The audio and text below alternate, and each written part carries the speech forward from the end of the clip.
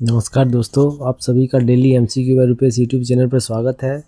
आज हम Bihar special MCQ की चर्चा करेंगे जो बीपीएससी एडीओ, बिहार दरोगा, बीएसएससी सीजीएल 4, बीपीएससी टीआरई 4 सहित अन्य बिहार से संबंधित एग्ज़ाम के लिए अत्यंत महत्वपूर्ण है। तो चलिए दोस्तों शुरू करते हैं आज के धमाकेदार सेशन। इसके अंतर्गत हमारा पहला टॉपिक है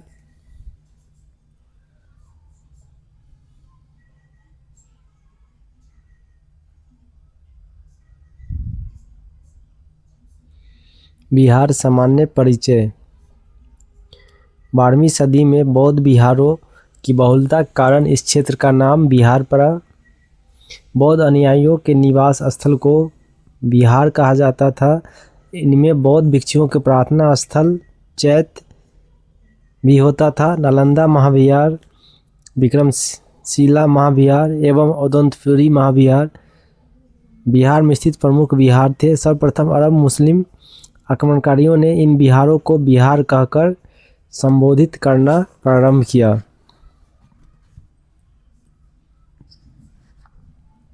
नेक्स्ट है स्टडिंग है बिहार का भौगोलिक स्थिति एवं विस्तार, जिसके अंतर्गत है अक्षांशीय विस्तार 24 डिग्री 20 मिनट 10 सेकेंड नॉर्थ से 27 डिग्री 31 मिनट 15 सेकेंड नॉर्थ तक। नेक्स्ट है देशांतरीय विस्तार 83 डिग्री 19 मिनट 50 सेकेंड ईस्ट से 88 डिग्री 17 मिनट 40 सेकेंड ईस्ट तक। भारत में स्थिति बिहार भारत के पूर्वी भाग में स्थित है। नेक्स्ट है बिहार की आकृति आयताकार। नेक्स्ट है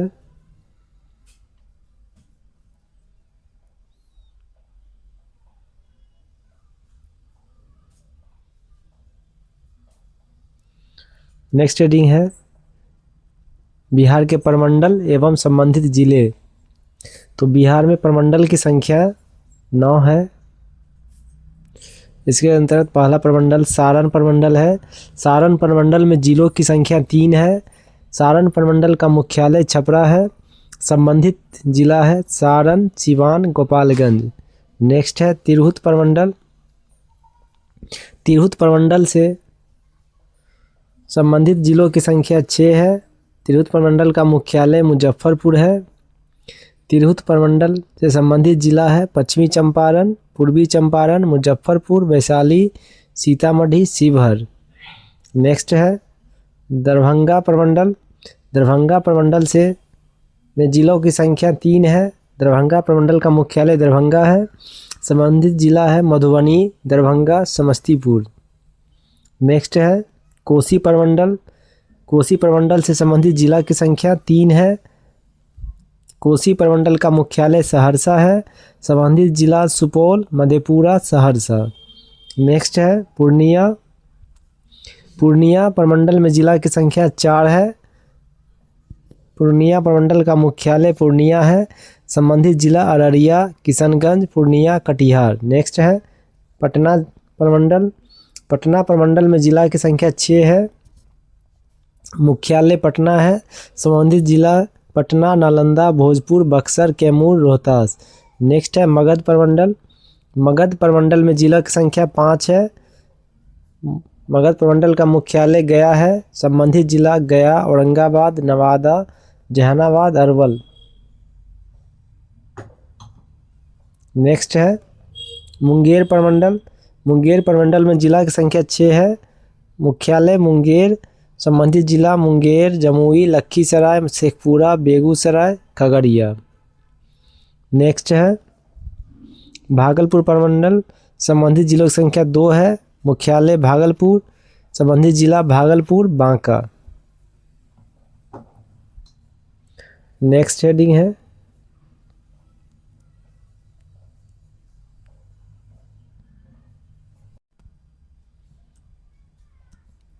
नेक्स्ट हेडिंग है बिहार राज्य का क्रमबद्ध गठन एवं पुनर्गठन।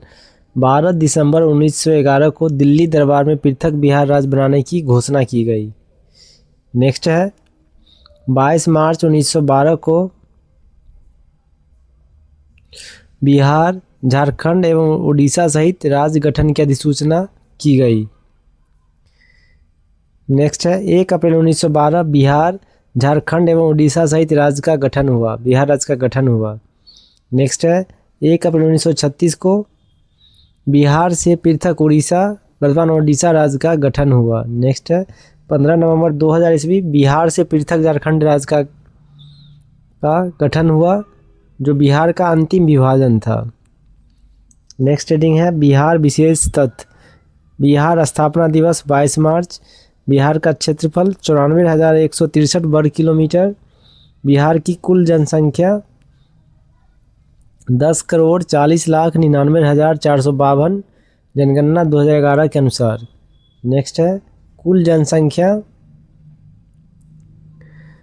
13,07,25,310, यह है बिहार जातिगत जनगणना 2022-23 के अनुसार। नेक्स्ट है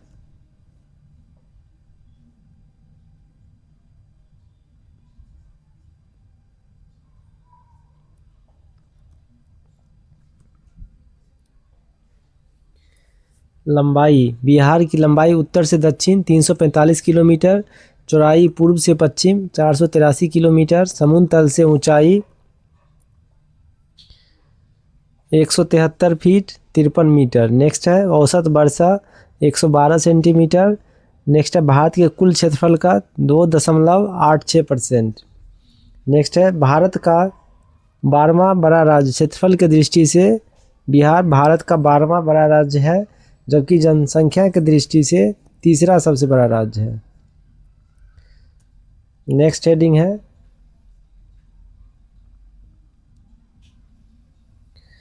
हेडिंग है प्रशासनिक विभाजन।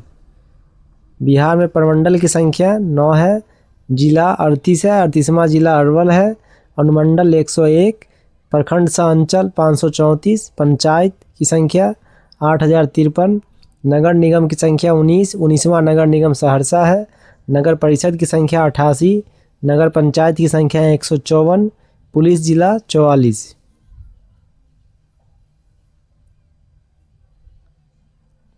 38 जिलों के अतिरिक्त बाघा एवं नवगछिया पुलिस जिला है। इसके अतिरिक्त बिहार में 4 रेल पुलिस जिला जमालपुर, कटिहार, मुजफ्फरपुर एवं पटना है।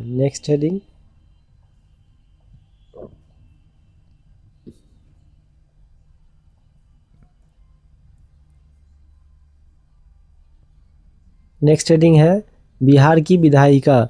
बिहार का विधानमंडल द्विसदनीय है। बिहार विधानसभा सीटों की संख्या 243 है। बिहार विधान परिषद सीटों की संख्या 75 है। लोकसभा सीटों की संख्या 40 है। राज्यसभा सीटों की संख्या 16 है। विधान सभा में कुल आरक्षित सीटों की संख्या 40 है। अनुसूचित जाति एससी के लिए आरक्षित सीट 38 है। अनुसूचित जनजाति एसटी के लिए आरक्षित सीट 2 है, जिसके अंतर्गत कटोरिया एवं मनिहारी आते हैं। नेक्स्ट है लोकसभा में अनुसूचित जाति हेतु आरक्षित सीट की संख्या 6 है। गोपालगंज, हाजीपुर, समस्तीपुर, जमुई, गया एवं सासाराम। नेक्स्ट है राज्य की सीमा चौहद्दी। उत्तर में नेपाल देश है। नेपाल से बिहार के 7 जिले सीमा साझा करते हैं, जिसके अंतर्गत है पश्चिमी चंपारण, पूर्वी चंपारण, सीतामढ़ी, मधुबनी, सुपौल, अररिया, किशनगंज। नेक्स्ट है दक्षिण में झारखंड राज्य है।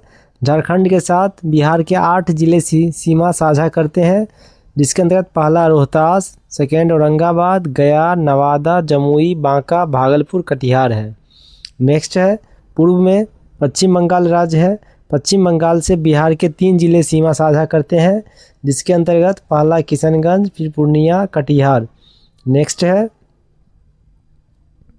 पश्चिम में उत्तर प्रदेश राज्य है। उत्तर प्रदेश के साथ बिहार के 8 जिले सीमा साझा करते हैं, जिसके अंतर्गत पहला है रोहतास, कैमूर, बक्सर, भोजपुर, सारण, सिवान, गोपालगंज, पश्चिमी चंपारण। नेक्स्ट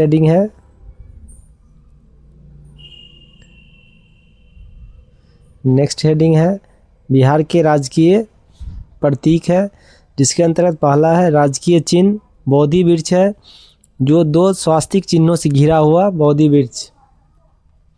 नेक्स्ट है राजकीय वृक्ष पीपल है। धार्मिक मान्यताओं के कारण पीपल का पेड़ हो गया। नेक्स्ट है राजकीय पुष्प गेंदा। गेंदा को 2013 में राजकीय प्रतीक, राजकीय पुष्प के रूप में घोषित किया गया है। नेक्स्ट है राजकीय पशु बैल।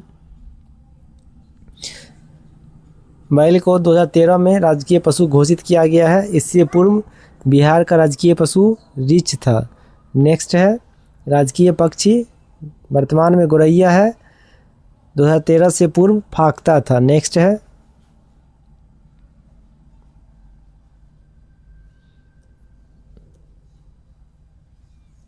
राजकीय मछली मांगुर है, जो 2008 में घोषित हुआ है। नेक्स्ट है प्रथम राजकीय भाषा हिंदी है, द्वितीय राजकीय भाषा उर्दू है। बिहार का राज्य गीत मेरे भारत के कंठार तुझको सत सत वंदन बिहार। नेक्स्ट है इस गीत के गीतकार है सत्यनारायण लाल, संगीतकार है हरि प्रसाद चौरसिया और शिव कुमार शर्मा। इसे राष्ट्रीय गीत की मान्यता दी गई है वर्ष 2012 में। नेक्स्ट है बिहार राज्य का प्रार्थना गीत है मेरी रफ्तार पर सूरज की किरणें नाज करे। इसके गीतकार है MR चिश्ती। नेक्स्ट हेडिंग है बिहार का इतिहास। इसके अंतर्गत हम पहले देखेंगे प्राचीन बिहार का इतिहास। प्राचीन बिहार के अंतर्गत पाषाण काल, वैदिक काल, महाजनपद काल, बौद्ध धर्म, जैन धर्म, मौर्य एवं गुप्त वंश चर्चा करेंगे, जिसके अंतर्गत हम अभी देखेंगे प्राचीन बिहार के इतिहास के स्रोत। तो प्राचीन बिहार के इतिहास को जानने के लिए दो प्रकार के स्रोतों का उपयोग किया गया है। पहला है पुरातात्विक एवं दूसरा साहित्यिक स्रोत।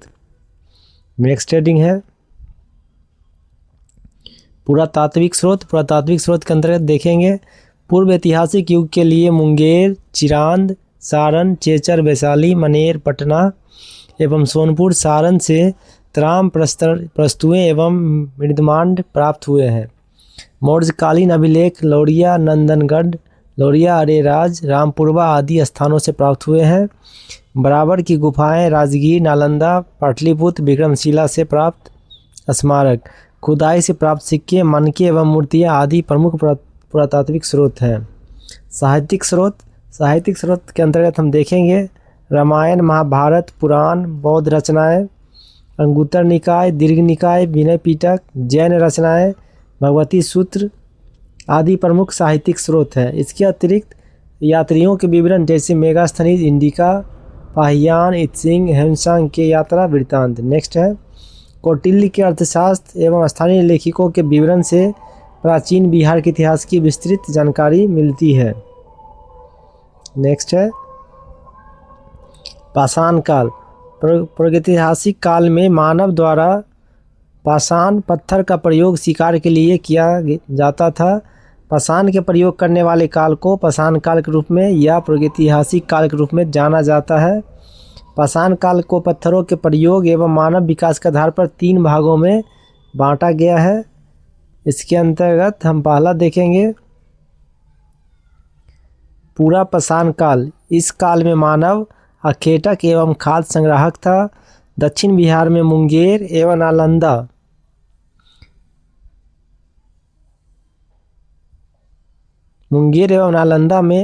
नालंदा से बड़े और खुरदरे पत्थर के कुल्हाड़ी, चाकू, खुरपी आदि प्राप्त हुए हैं। ये अवशेष लगभग 1 लाख ईसा पूर्व के हैं। नेक्स्ट है मध्य पाषाण काल।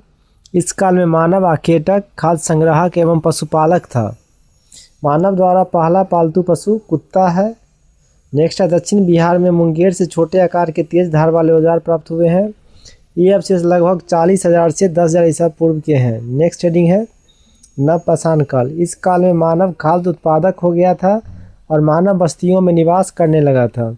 नव पाषाण काल के अवशेष बिहार के मैदानी भागों से प्राप्त हुए हैं। चिरांद, सारण, चेचर, वैशाली, मनेर, पटना, सनुआ, रोहतास से पत्थर और हड्डियों के औजार प्राप्त हुए हैं। नेक्स्ट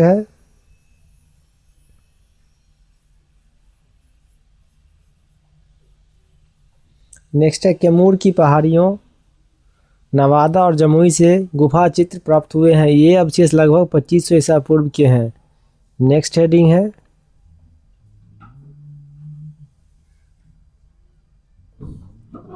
त्राम पाषाण काल। चिरांद, सोनपुर, ताराडीह, चेचर, मनेर, सनुआर आदि से ताम्रपाषाण काल के अवशेष मिले हैं।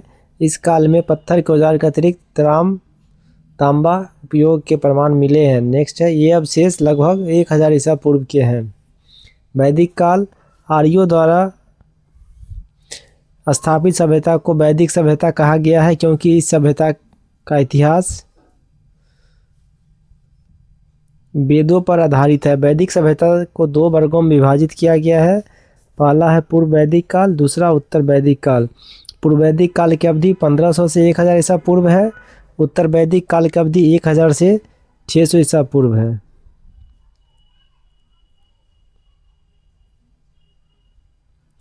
पूर्व वैदिक ऋग्वैदिक सभ्यता का विस्तार बिहार क्षेत्र में नहीं था। उत्तर वैदिक काल में आर्यों का विस्तार गंडक नदी के तट पर बिहार के क्षेत्र में हुआ। बिहार के भौगोलिक क्षेत्र की प्रथम चर्चा शतपथ ब्राह्मण लगभग 800 ईसा पूर्व की रचना में मिलती है। इसमें बिहार की चर्चा विदेह के रूप में की गई है जो तिरहुत मिथिला क्षेत्र को दर्शाता है। ऋग्वेद में बिहार को किकिट एवं व्रात्य शब्द से संबोधित किया गया है। वराह पुराण में किकिट को अपवित्र प्रदेश कहा गया है। नेक्स्ट है,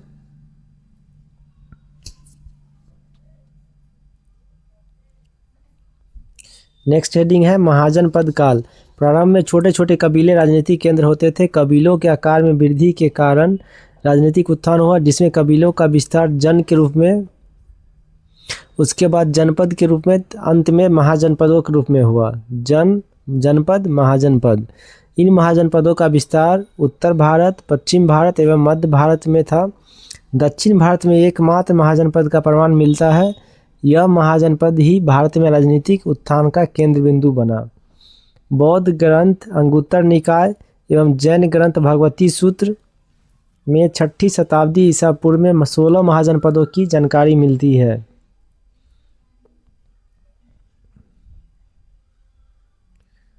इसके अंतर हम देखेंगे महाजनपद, मगध महाजनपद की राजधानी गिरिव्रज, फिर राजगीर, वर्तमान क्षेत्र है बिहार, पटना, गया, नालंदा। नेक्स्ट है अंग महाजनपद की राजधानी चंपा, वर्तमान क्षेत्र बिहार, भागलपुर, मुंगेर। नेक्स्ट है वज्जी संघ की राजधानी वैशाली, वर्तमान क्षेत्र बिहार, वैशाली, मुजफ्फरपुर। नेक्स्ट है काशी महाजनपद की राजधानी वाराणसी, वर्तमान क्षेत्र उत्तर प्रदेश, वाराणसी। नेक्स्ट है कौशल की राजधानी श्रावस्ती, वर्तमान क्षेत्र उत्तर प्रदेश, फैजाबाद। नेक्स्ट है मल की राजधानी कुशीनगर, वर्तमान क्षेत्र उत्तर प्रदेश, देवरिया जिला। नेक्स्ट है वत्स की राजधानी कौशाम्बी, वर्तमान क्षेत्र उत्तर प्रदेश, प्रयागराज। नेक्स्ट है कुरु महाजनपद की राजधानी इंद्रप्रस्थ, वर्तमान क्षेत्र दिल्ली। नेक्स्ट है पंचाल की राजधानी अहिछत्र, वर्तमान क्षेत्र उत्तर प्रदेश, बरेली, बदायूं। नेक्स्ट है सूरसेन की राजधानी मथुरा, वर्तमान क्षेत्र उत्तर प्रदेश, मथुरा। नेक्स्ट है चेदी की राजधानी सुक्तिमती, वर्तमान क्षेत्र उत्तर प्रदेश, मध्य प्रदेश, ग्वालियर।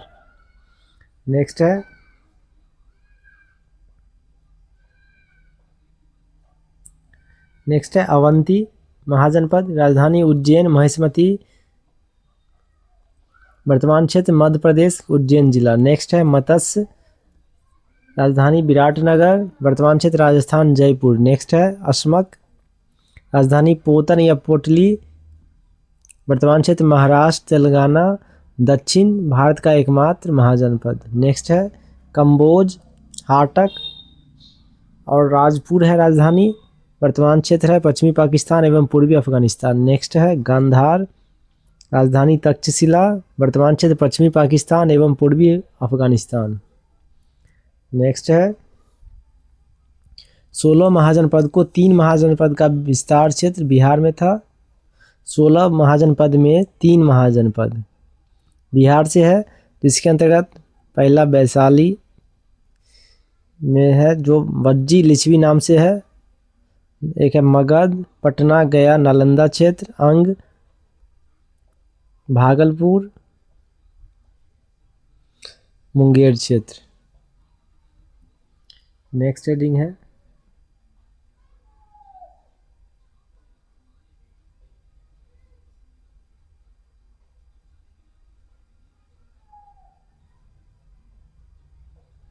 नेक्स्ट हेडिंग है वज्जी संघ महाजनपद। तो वज्जी संघ 8 राज्यों का संघ था। वज्जी, लिच्छवी, ज्ञात्रिक, विदेह, उग्र, भोग, कुरु तथा इक्ष्वाकु इस संघ के 8 जनपद थे। वज्जी संघ में सबसे प्रसिद्ध लिच्छवी जनपद था। लिच्छवी की राजधानी वैशाली थी। वैशाली नगर का स्थापना राजा विशाल ने किया था। लिच्छवी के अतिरिक्त मिथिला के विदेह एवं कुंडग्राम के ज्ञात्रिक वज्जी संघ के प्रमुख जनपद थे। वज्जी संघ लिच्छवी को विश्व के प्रथम गणतंत्र की संज्ञा दी जाती है। नेक्स्ट है मगध महाजनपद। मगध राजनीतिक, आर्थिक और भौगोलिक कारणों से सभी महाजनपदों में सबसे अधिक शक्तिशाली था। मगध की प्रारंभिक राजधानी गिरिव्रज राजगिरी थी। यह 5 पहाड़ियों रत्नागिरी, सोनगिरी, विभागिरी, उदयगिरी एवं विपलाचल से घिरा नगर था। मगध का विस्तार मुख्यतः पटना से गया क्षेत्र में था। नेक्स्ट है मगध एवं अंग महाजनपद का वर्णन सर्वप्रथम अथर्ववेद में मिलता है। अंग महाजनपद का विस्तार भागलपुर एवं मुंगेर के क्षेत्र में था। अंग महाजनपद की राजधानी चंपा थी। अंग के अंतिम राजा ब्रह्मदत्त को हराकर मगध शासक बिंबिसार ने अंग को मगध में मिलाया। नेक्स्ट है मगध का उत्कर्ष एवं उसके राजवंश। इसके अंतर्गत देखेंगे मगध की स्थापना बृहदर्थ ने की। बृहदर्थ का पुत्र जरासंध इस वंश का सबसे प्रसिद्ध शासक था। जरासंध को भीम ने द्वंद्व युद्ध में पराजित कर उसका वध किया था। इसका वर्णन महाभारत में मिलता है। मगध के उत्कर्ष के कारण मगध की प्रारंभिक राजधानी राजगिरी 5 पहाड़ियों से घिरा एक सुरक्षित क्षेत्र था। मगध नदियों से घिरा प्रदेश था जहां उर्वर जलोढ़ मृदा उपलब्ध थी। जलोढ़ मृदा जो कृषि की दृष्टि से अनुकूल थी। मगध में नदियों के जाल के कारण सिंचाई एवं यातायात की सुविधा उपलब्ध थी। मगध के अंतर्गत छोटा नागपुर क्षेत्र खनिज संसाधन, वनों की लकड़ी एवं ताकतवर हाथियों से परिपूर्ण था। बृहदत्त वंश का अंतिम शासक रिपुंजय था। नेक्स्ट है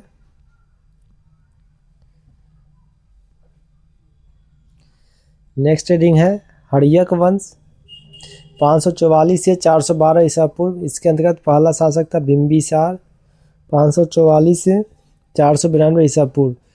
इस हर्यक वंश की स्थापना बिंबिसार ने 544 ईसा पूर्व में की थी। बिंबिसार को मगध का वास्तविक संस्थापक माना जाता है। बिंबिसार ने विवाह नीति द्वारा साम्राज्य का विस्तार को प्रश्रय दिया। उसकी पहली पत्नी कौशल देवी कौशल की राजकुमारी थी। इस विवाह से उसे दहेज में काशी का क्षेत्र प्राप्त हुआ। उसकी दूसरी पत्नी चेलहना थी। चेलहना लिच्छवी के राजा चेटक की पुत्री थी। उसकी तीसरी पत्नी क्षेमा पंजाब के मद्र की राजकुमारी थी। बिंबिसार ने अवंतिक शासक चंद प्रद्योत के साथ मैत्री संबंध बनाया था। बिंबिसार ने चंद प्रद्योत के उपचार के लिए अपने राजवैद्य जीवक को भेजा था। बिंबिसार की हत्या 492 ईसा पूर्व में उसके पुत्र अजातशत्रु ने कर दी थी। नेक्स्ट है अजातशत्रु 492 से 460 ईसा पूर्व। अजातशत्रु बिंबिसार के बाद हर्यक वंश का शासक बना। उसका वास्तविक नाम कुनिक था। बिंबिसार एवं कौशल देवी की मृत्यु के बाद कौशल के राजा प्रसेनजीत ने काशी वापस ले लिया, जिस कारण प्रसेनजीत का संघर्ष अजातशत्रु से हुआ। अंततः अजातशत्रु ने प्रसेनजीत को पराजित कर काशी पर अधिकार कर लिया। नेक्स्ट है बाद में अजातशत्रु का विवाह प्रसेनजीत की पुत्री वाजिरा से हो गया। अजातशत्रु ने वज्जी संघ एवं मल्लों को पराजित किया। अजातशत्रु प्रारंभ में जैन धर्म को मानता था, बाद में उसने बौद्ध धर्म को अपना लिया। अजातशत्रु ने 483 ईसा पूर्व में राजगिरी की सप्तपर्णी गुफा में प्रथम बौद्ध संगति का आयोजन करवाया। उदयीन 460 से 444 ईसा पूर्व। सिंघिल अनुश्रुति के अनुसार 460 ईसा पूर्व में उदयीन ने अपने पिता अजातशत्रु की हत्या कर दी। उदयीन ने अपनी राजधानी राजगिरी से पाटलिपुत्र, जो गंगा सोन गंडक के संगम तट पर स्थित है, में स्थानांतरित किया। उदयीन के 3 पुत्र थे, अनिरुद्ध, मुंडक, नागदशक। नागदशक हर्यक वंश का अंतिम शासक बना। हर्यक वंश को पृथहंता वंश भी कहा जाता है। नेक्स्ट है शिशुनाग वंश। शिशुनाग ने हर्यक वंश की जगह शिशुनाग वंश की स्थापना की। शिशुनाग की राजधानी वैशाली है। शिशुनाग ने अवंती के राजा अवंतीवर्धन को पराजित कर अवंती को मगध में मिला लिया। नेक्स्ट है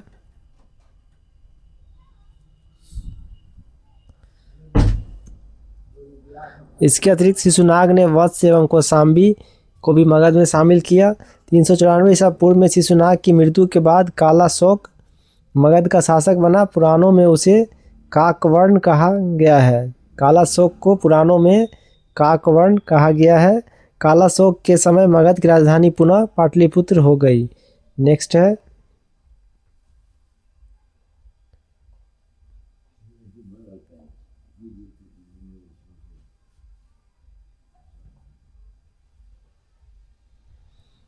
है कालाशोक ने 383 ईसा पूर्व में वैशाली में द्वितीय बौद्ध संगीति का आयोजन करवाया।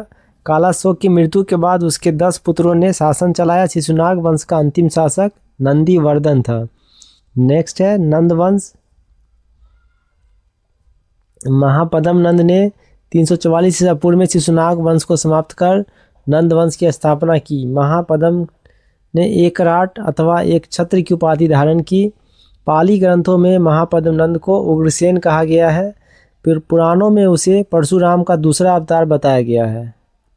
महापद्म ने पांचाल, इक्ष्वाकु, काशी, अस्मक, कलिंग, मैथिल आदि राज्यों को पराजित कर मगध साम्राज्य का विस्तार किया। अब तक 321 ईसा पूर्व तक के काल में मगध का सर्वाधिक विस्तार महापद्म नंद के समय में हुआ था। कलिंग पर विजय प्राप्त करने वाला प्रथम मगध सम्राट महापद्म नंद थे। नेक्स्ट है व्याकरण के महान विद्वान पाणिनि महापद्म नंद के समकालीन थे। नेक्स्ट है इस वंश का अंतिम शासक घनानंद था। घनानंद के समय यूनानी शासक सिकंदर ने भारत पर आक्रमण किया है, जो 326 ईसा पूर्व में किया था। नेक्स्ट है नंद वंश आर्थिक एवं सैन्य रूप से काफ़ी संपन्न था। मगध की सैन्य शक्ति के डर से ही सिकंदर की सेना ने व्यास नदी पार करने से इनकार कर दिया था। नेक्स्ट हेडिंग है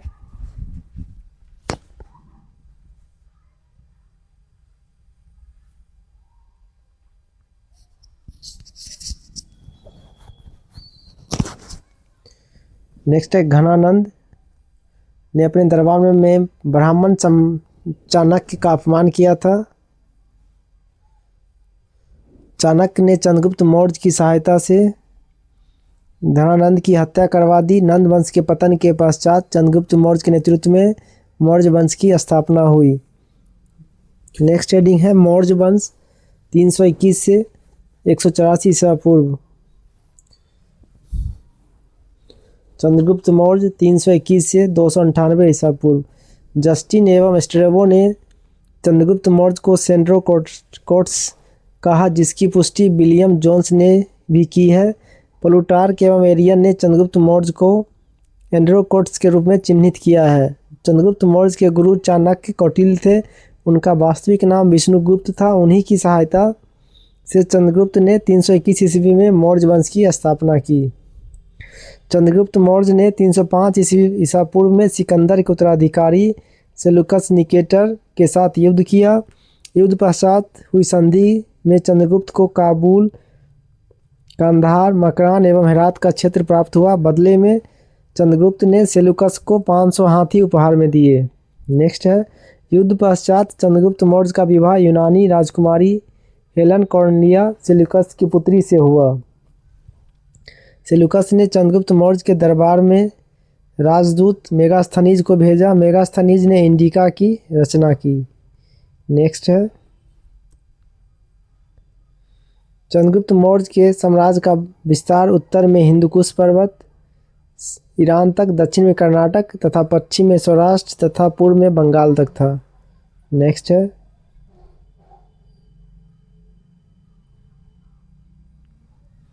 चंद्रगुप्त मौर्य के शासन के अंतिम वर्षों में मगध में 12 वर्षों का भीषण अकाल पड़ा। चंद्रगुप्त मौर्य अपनी राजगद्दी त्यागकर श्रवणबेलगोला कर्नाटक में चंद्रगिरी पर्वत पर तपस्या करने चला गया। चंद्रगुप्त मौर्य जैन धर्म को मानता था। 298 ईसा पूर्व में उसने जैन उपवास पद्धति संलेखना द्वारा अपने प्राण त्याग दिए। नेक्स्ट है बिंदुसार 298 से 272 ईसा पूर्व।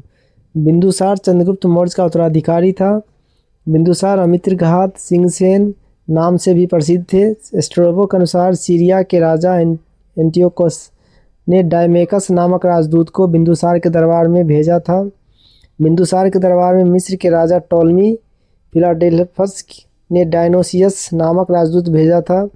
बिंदुसार ने तक्षशिला में हुए विद्रोह को दबाने के लिए अपने पुत्र अशोक को भेजा था। बिंदुसार आजीवक संप्रदाय का अनुयायी था। आजीवक के संप्रदाय के संस्थापक मखली पुत्र गौसाल थे। नेक्स्ट है अशोक 269 से 232 ईसा पूर्व।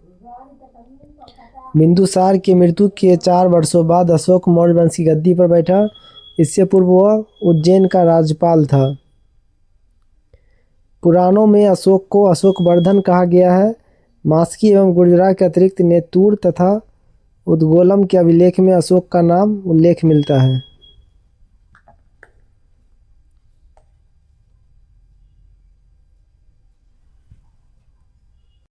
बौद्ध ग्रंथ के अनुसार अशोक ने अपने 99 भाइयों की हत्या कर गद्दी प्राप्त की थी। हालांकि अन्य स्रोतों से इसकी पुष्टि नहीं होती है।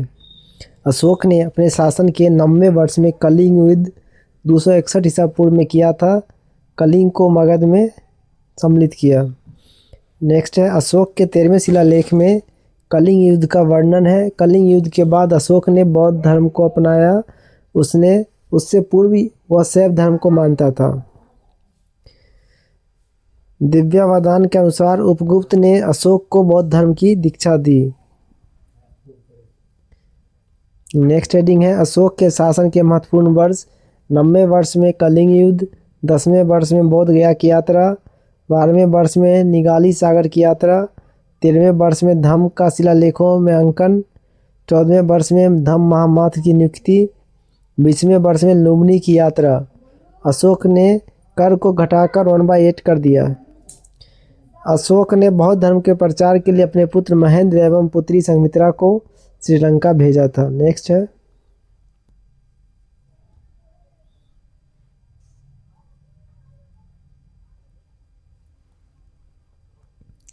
अशोक ने तीसरी बौद्ध संगीति का आयोजन पाटलिपुत्र में करवाया। अशोक ने लगभग 37 वर्षों तक शासन किया। अशोक की मृत्यु 232 ईसा पूर्व में हो गई। अशोक के बाद उसके 10 उत्तराधिकारियों ने शासन किया। ये उत्तराधिकारी कुणाल, बंधुपालित, इंद्रपालित, दशोन, दशरथ, संप्रीति, शालीशुक, देवधर्मन, शतधनुष एवं बृहदर्थ थे। मौर्य वंश का अंतिम शासक बृहदर्थ था। मौर्य वंश का शासनकाल 137 वर्षों का था। नेक्स्ट है मौर्य प्रशासन। मौर्य काल में केंद्रीय प्रशासन की स्थापना की गई। इस व्यवस्था में राजा सम्राट संपूर्ण व्यवस्था के शीर्ष पर होता था। राजा में प्रशासनिक, सैनिक एवं न्यायिक शक्ति निहित थी। नेक्स्ट है मौर्य काल में साम्राज्य का विभाजन देश, प्रांत, विषय एवं ग्राम में किया गया था। केंद्रीय प्रशासन में राजा के सहयोग के लिए अमात्य, प्रशासनिक अधिकारी एवं तीर्थ उच्च अधिकारी होते थे। कौटिल्य के अनुसार प्रमुख तीर्थ अधिकारियों की संख्या 18 थी। नेक्स्ट है प्रमुख अधिकारी और उनके विभाग। समाहर्ता, राजस्व विभाग का प्रधान, सन्निधाता, राजकीय कोषाध्यक्ष, शीताध्यक्ष, राजकीय कृषि विभाग का प्रधान। नेक्स्ट है पन्याध्यक्ष, वाणिज्य विभाग का प्रधान, अक्षपटलाध्यक्ष, महालेखाकार, सेनापति, सैन्य विभाग। नेक्स्ट है मौर्य काल में 4 प्रकार की सेना उपलब्ध थी। पैदल सेना, हाथी सेना, घुड़सवार सेना, रथ सेना। न्याय व्यवस्था राजा के अधीन थी, लेकिन राजा के बाद न्याय व्यवस्था न्यायाधीश द्वारा देखा जाता था। न्याय व्यवस्था 2 भागों में विभाजित थी, धर्मस्थीय दीवानी न्यायालय, कंठक शोधन फौजदारी न्यायालय। गुप्तचर व्यवस्था के अंतर्गत प्रमुख गुप्तचरों को गूढ़ पुरुष कहा जाता था। अर्थशास्त्र में जासूसों को चर कहा गया है। गुप्तचर व्यवस्था 2 प्रकार की थी, संस्था एक स्थान पर रहकर गुप्तचर कार्य करना, संचार घूम घूम कर गुप्तचर का कार्य करना। मौर्य प्रशासन 5 प्रांतों में विभाजित था। प्रांतों का शासन राजकुमारों द्वारा संचालित किया जाता था। उदाहरण के लिए अवंती का राज्यपाल अशोक हुआ करता था। नेक्स्ट है उत्तरापथ की राजधानी तक्षशिला, दक्षिणापथ की राजधानी सुवर्णगिरी, प्राच्य पूर्वी की राजधानी पाटलिपुत्र, अवंती की राजधानी उज्जैनी, कलिंग की राजधानी तोसली। नेक्स्ट है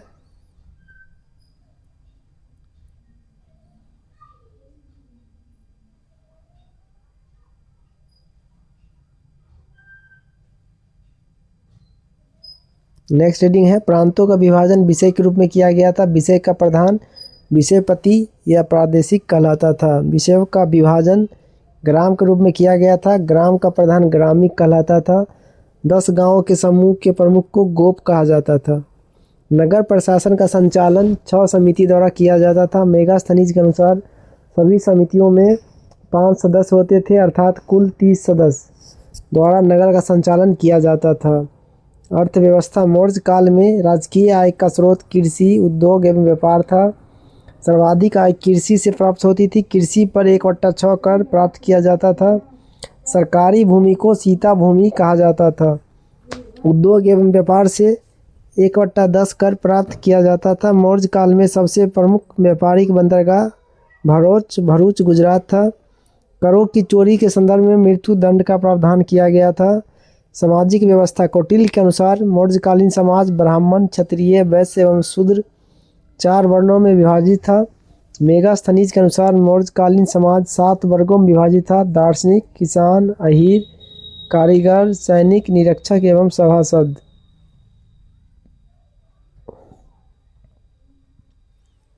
नेक्स्ट है कौटिल्य के अनुसार दास प्रथा का प्रचलन था, जबकि मेगास्थनीज ने दास प्रथा के प्रचलन को स्वीकार नहीं किया।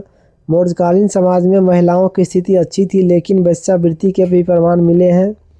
इस काल में वेश्यावृत्ति करने वाली महिलाओं को रूपा जीपा कहा गया है। मौर्य काल के दौरान ताकतवर केंद्रीय सत्ता के अधीन विभिन्न कला रूपों स्थापत्य कला एवं मूर्ति कला का विकास हुआ। ये कला 2 रूपों में विकसित हुई। राजकीय संरक्षण में विकसित कला राजकीय कला तथा स्थानीय कलाकारों द्वारा विकसित कला को लोक कला के रूप में जाना जाता है। राजकीय कला के अंतर्गत स्थापत्य कला का विकास सर्वाधिक हुआ। स्थापत्य कला में राजप्रसाद, स्तंभ, स्तूप, गुहा विहार प्रमुख है। राजकीय कला के अंतर्गत मूर्ति कला में स्तंभों के ऊपर मूर्ति एवं स्वतंत्र रूप से निर्मित मूर्तियों के प्रमाण मिले हैं। लोक कला के रूप में यक्ष यक्षिणियों की मूर्ति, जैन तीर्थंकरों की मूर्ति मिली है। इन मूर्तियों का निर्माण बलुआ पत्थर से किया गया है। इसका प्रमुख उदाहरण दीदारगंज पटना से प्राप्त यक्षिणी की मूर्ति है। इसके अतिरिक्त लोहानीपुर पटना से जैन तीर्थंकर की मूर्ति भी प्राप्त हुई है। नेक्स्ट रीडिंग है बौद्ध धर्म। 6ठी शताब्दी ईसा पूर्व में ब्राह्मण धर्म के विरुद्ध कई धर्मों का उद्भव हुआ, जिसमें सबसे प्रमुख धर्म बौद्ध धर्म था। बौद्ध धर्म की स्थापना गौतम बुद्ध ने की। इनके अध्यात्म एवं दर्शन के कारण उन्हें सर एडविन एल्ड्रिन ने एशिया का ज्योतिपुंज लाइट ऑफ एशिया कहा है।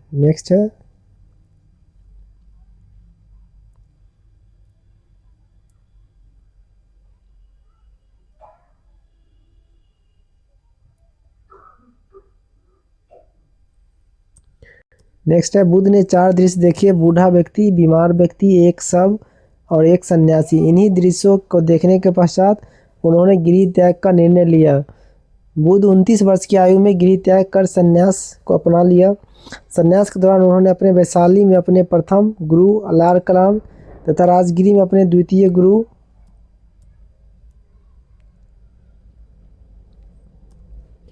रुद्रक रामपुत्र से दीक्षा ग्रहण की। 6 वर्षों की तपस्या के पश्चात 35 वर्ष की आयु में उन्हें ज्ञान की प्राप्ति हुई। उसके बाद उन्हें तथागत एवं बुद्ध कहा गया। नेक्स्ट है उन्हें ज्ञान की प्राप्ति वैशाख पूर्णिमा को पीपल वृक्ष के नीचे निरंजना फल्गु नदी के तट पर बोध गया में हुई। बौद्ध धर्म के संस्थापक गौतम बुद्ध का जन्म कब हुआ? 563 ईसा पूर्व। गौतम बुद्ध की मृत्यु 483 ईसा पूर्व। उनका जन्म स्थान लुम्बिनी, नेपाल। गौतम बुद्ध के बचपन का नाम सिद्धार्थ। गौतम बुद्ध के पिता का नाम सुशोधन। उनकी माता का नाम महामाया देवी। उनकी सौतेली माँ या मौसी का नाम प्रजापति गौतमी। उनकी पत्नी का नाम यशोधरा। उनके पुत्र का नाम राहुल, उनके सौतेले भाई का नाम देवदत्त, उनके कुल का नाम शाक्य क्षत्रिय, उनके प्रिय घोड़े का नाम कंथक, उनके सारथी का नाम चान। नेक्स्ट है गौतम बुद्ध का अन्य नाम शाक्य मुनि।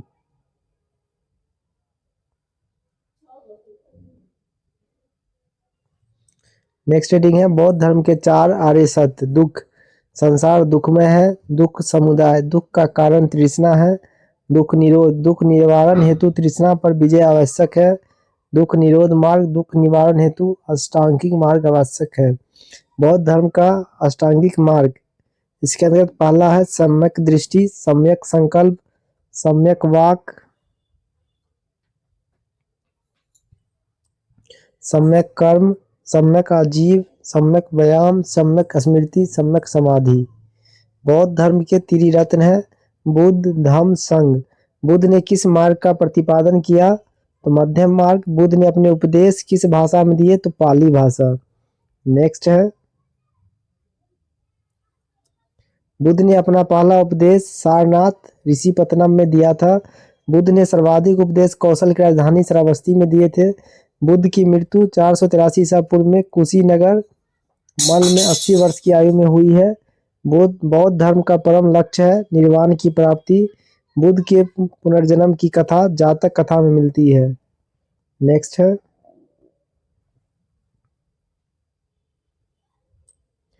बौद्ध धर्म के 10 शील आचरण थे। बुद्ध ने निर्माण के मार्ग को सरल बनाने के लिए 10 शीलों को अपनाने पर बल दिया है। सत्य, अहिंसा, अस्थेय, अपरिग्रह, ब्रह्मचर्य, नृत्य गानन का त्याग, असमय भोजन का त्याग, कोमल शैया का त्याग, श्रृंगार प्रसाधनों का त्याग, मद्य सेवन का त्याग। बुद्ध के जीवन के घटनाक्रम एवं उसके प्रतीक। बुद्ध के जन्म का प्रतीक कमल है। यौवन का प्रतीक सांड, महाभिनिष्क्रमण या गिरि त्याग का प्रतीक घोड़ा, संबोधि ज्ञान प्राप्ति का प्रतीक पीपल, बोधि वृक्ष, महानिर्वाण मृत्यु की प्राप्ति प्रतीक पदचिन्ह स्तूप, ब्रह्मचक्र प्रवर्तन प्रथम उपदेश का प्रतीक चक्र है। बौद्ध धर्म चौथी बौद्ध संहिता के उपरांत 2 भागों में विभाजित हो गया। पहला हीनयान, दूसरा महायान। हीनयान परिवर्तन विरोधी थे, महायान परिवर्तन समर्थक थे। 8वीं सदी में बौद्ध धर्म के आडंबर वाले शाखा वर्जियान का विकास हुआ। नेक्स्ट हेडिंग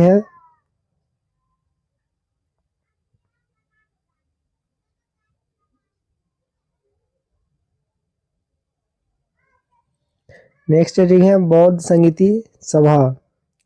प्रथम बौद्ध संगीति 483 ईसा पूर्व में राजगिरी में हुआ है। एक शासक अजातशत्रु थे। अध्यक्ष महाकश्यप। विशेषता है प्रथम बौद्ध संगीति की कि सूत पीटक, विनय पीटक की रचना किया गया। नेक्स्ट है द्वितीय बौद्ध संगीति 383 ईसा पूर्व में वैशाली में आयोजित हुआ है। उसमें वर्तमान शासक कालाशोक थे। अध्यक्ष द्वितीय बौद्ध संगीति के सबकामी। विशेषता है महासंघिक एवं स्थविर के रूप में विभाजन। नेक्स्ट है तृतीय बौद्ध संगीति का आयोजन 250 ईसा पूर्व पाटलिपुत्र में हुआ है। तृतीय बौद्ध संगीति के शासक अशोक। अध्यक्ष थे मोंगलीपुत्र तीस। विशेषता है अभिधम्म पीटक की संकलन। नेक्स्ट है चतुर्थ बौद्ध संगीति ईसा की प्रथम शताब्दी में हुआ है। आयोजन स्थल कुंडलवन कश्मीर है। शासक कनिष्क थे। अध्यक्ष है वसुमित्र अश्वघोष उपाध्यक्ष थे। विशेषता महायान एवं हीनयान में विभाजन हुआ था। नेक्स्ट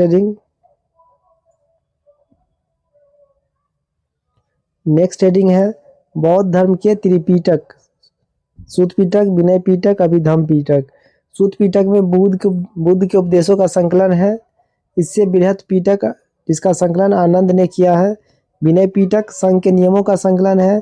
इस सबसे लघुत्तम पीटक जिसका संकलन उपाली ने किया है। अभिधम्म पीटक बुद्ध के दार्शनिक विचारों का संकलन है। इस पीटक का संकलन मोगलीपुत्र तीस ने किया है। बौद्ध धर्म के पवित्र स्थल चैत्य। बौद्ध धर्म का पूजा घर स्तूप। बौद्ध धर्म के पवित्र अवशेषों का संग्रह स्थल विहार। बौद्ध भिक्षुओं का निवास स्थान। नेक्स्ट हेडिंग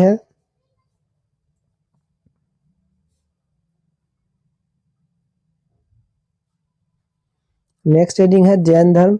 जैन धर्म के संस्थापक ऋषभदेव थे। वे जैन धर्म के प्रथम तीर्थकर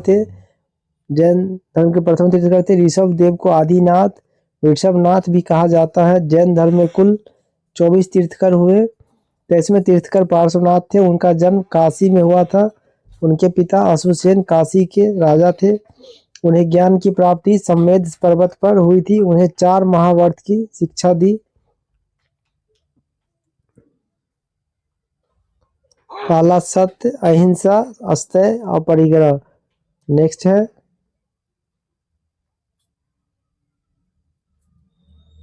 महावीर स्वामी। महावीर स्वामी जैन धर्म के 24वें तीर्थकर थे। महावीर स्वामी को जैन धर्म का वास्तविक संस्थापक माना जाता है। उनके पिता सिद्धार्थ ज्ञात्री कुल के प्रधान थे। उनकी माता त्रिशला लिच्छवी गणराज की राजकुमारी थी। उन्होंने 30 वर्ष की आयु में गृह त्याग किया। 12 वर्ष की कठोर तप के बाद 42 वर्षों की आयु में केवल ज्ञान की प्राप्ति जुम्बिक ग्राम ऋजुपालिका नदी के तट पर साल वृक्ष के नीचे हुई। जैन धर्म के त्रिरत्न है सम्यक दर्शन, सम्यक ज्ञान, सम्यक आचरण। नेक्स्ट हेडिंग है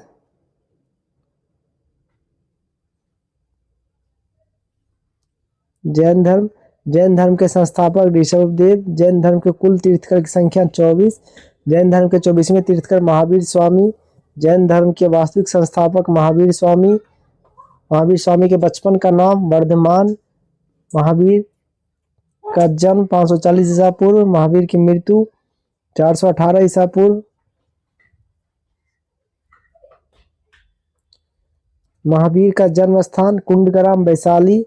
पिता का नाम सिद्धार्थ, माता का नाम त्रिशला, पत्नी का नाम यशोदा, पुत्री का नाम प्रियदर्शनी अनुजा, दामाद का नाम जमाली, कुल का नाम ज्ञात्रिक। नेक्स्ट हेडिंग है जैन धर्म के 5 महाव्रत। सत्य, झूठ नहीं बोलना, अहिंसा, हिंसा नहीं करना, अस्तेय, चोरी नहीं करना, अपरिग्रह, धन का संग्रह नहीं करना, ब्रह्मचर्य, इंद्रियों को वश में करना। नेक्स्ट है 5वां महाव्रत ब्रह्मचर्य, महावीर स्वामी द्वारा प्रतिपादित किया गया। नेक्स्ट है जैन धर्म के प्रमुख तीर्थकर एवं उनके प्रतीक। प्रथम तीर्थकर ऋषभदेव, प्रतीक है बैल। नेक्स्ट है द्वितीय तीर्थकर अजीतनाथ के प्रतीक हाथी। 23वें तीर्थकर पार्श्वनाथ के प्रतीक सर्प। 24वें तीर्थकर महावीर स्वामी के प्रतीक सिंह। नेक्स्ट है जैन संगीति। प्रथम जैन संगीति 310 ईसा पूर्व में पाटलिपुत्र बिहार में आयोजित हुआ था। प्रथम जैन संगीति के शासक चंद्रगुप्त मौर्य थे। अध्यक्ष स्थूलभद्र। दिगंबर एवं श्वेतांबर में जैन धर्म का विभाजन हुआ था। जैन धर्म के 12 अंगों का संकलन भी हुआ था। नेक्स्ट है द्वितीय जैन संगीति 512 ईस्वी में आयोजित हुई थी। द्वितीय जैन संगीति का आयोजन बल्लभी गुजरात में हुआ था। इसके अध्यक्ष थे देवर्षि क्षमा शर्मन। जैन धर्म ग्रंथों का अंतिम संकलन हुआ था। नेक्स्ट है महावीर स्वामी की मृत्यु 72 वर्ष की आयु में पावापुरी में हुई। अनेकांतवाद, स्वैतवाद तथा सप्तभंगी ज्ञान सिद्धांत का संबंध जैन धर्म से है। महावीर स्वामी ने अपना पहला उपदेश राजगिरी में दिया। जैन धर्म का विभाजन प्रथम जैन संगीति में श्वेतांबर एवं दिगंबर के रूप में हो गया। दिगंबर भद्रबाहु ने नेतृत्व प्रदान किया। इसमें परिवर्तन को स्वीकार नहीं करते हुए पूर्ण नग्नता एवं कठोरता को अपनाया गया। नेक्स्ट है श्वेतांबर स्थूलभद्र ने नेतृत्व प्रदान किया। इसमें परिवर्तन को स्वीकार किया गया। इसमें श्वेत वस्त्र पहनने की परंपरा थी। यह दिगंबर की तुलना में कम कठोर था। नेक्स्ट है शुंग वंश। मौर्य वंश का अंतिम शासक विष्णुदत्त की हत्या कर पुष्यमित्र शुंग ने 185 ईसा पूर्व में शुंग वंश की स्थापना की। पुष्यमित्र शुंग ब्राह्मण था। वह विष्णुदत्त का सेनापति था। पुष्यमित्र ने सेनानी की उपाधि धारण की थी। उसने यवनों के आक्रमण को विफल किया था। नेक्स्ट है पुष्यमित्र ने 2 अश्वमेध यज्ञ करवाए, इसमें पुरोहित पतंजलि थे। नेक्स्ट है, पुष्यमित्र की मृत्यु के बाद उसका पुत्र अग्निमित्र 148 ईसा पूर्व में राजा बना। कालिदास के नाटक महाविक्रमामित्रम में अग्निमित्र एवं मालविका का वर्णन है। इस वंश का अंतिम शासक देवभूति था। नेक्स्ट है, कण्व वंश की स्थापना वसुमित्र ने देवभूति की हत्या कर की। वसुमित्र शुंगों के अमात्य मंत्री थे। कण्व वंश भी ब्राह्मण वंश था। इस वंश का अंतिम शासक सुशर्मा था। सातवाहन वंश का संस्थापक सिमुक ने सुशर्मा की हत्या कर कण्व वंश का अंत कर दिया। नेक्स्ट है, कुषाण वंश। मौर्योत्तर काल में कमजोर होती राजनीतिक स्थिति में कई विदेशी जातियों का आक्रमण भारत के क्षेत्र में हुआ।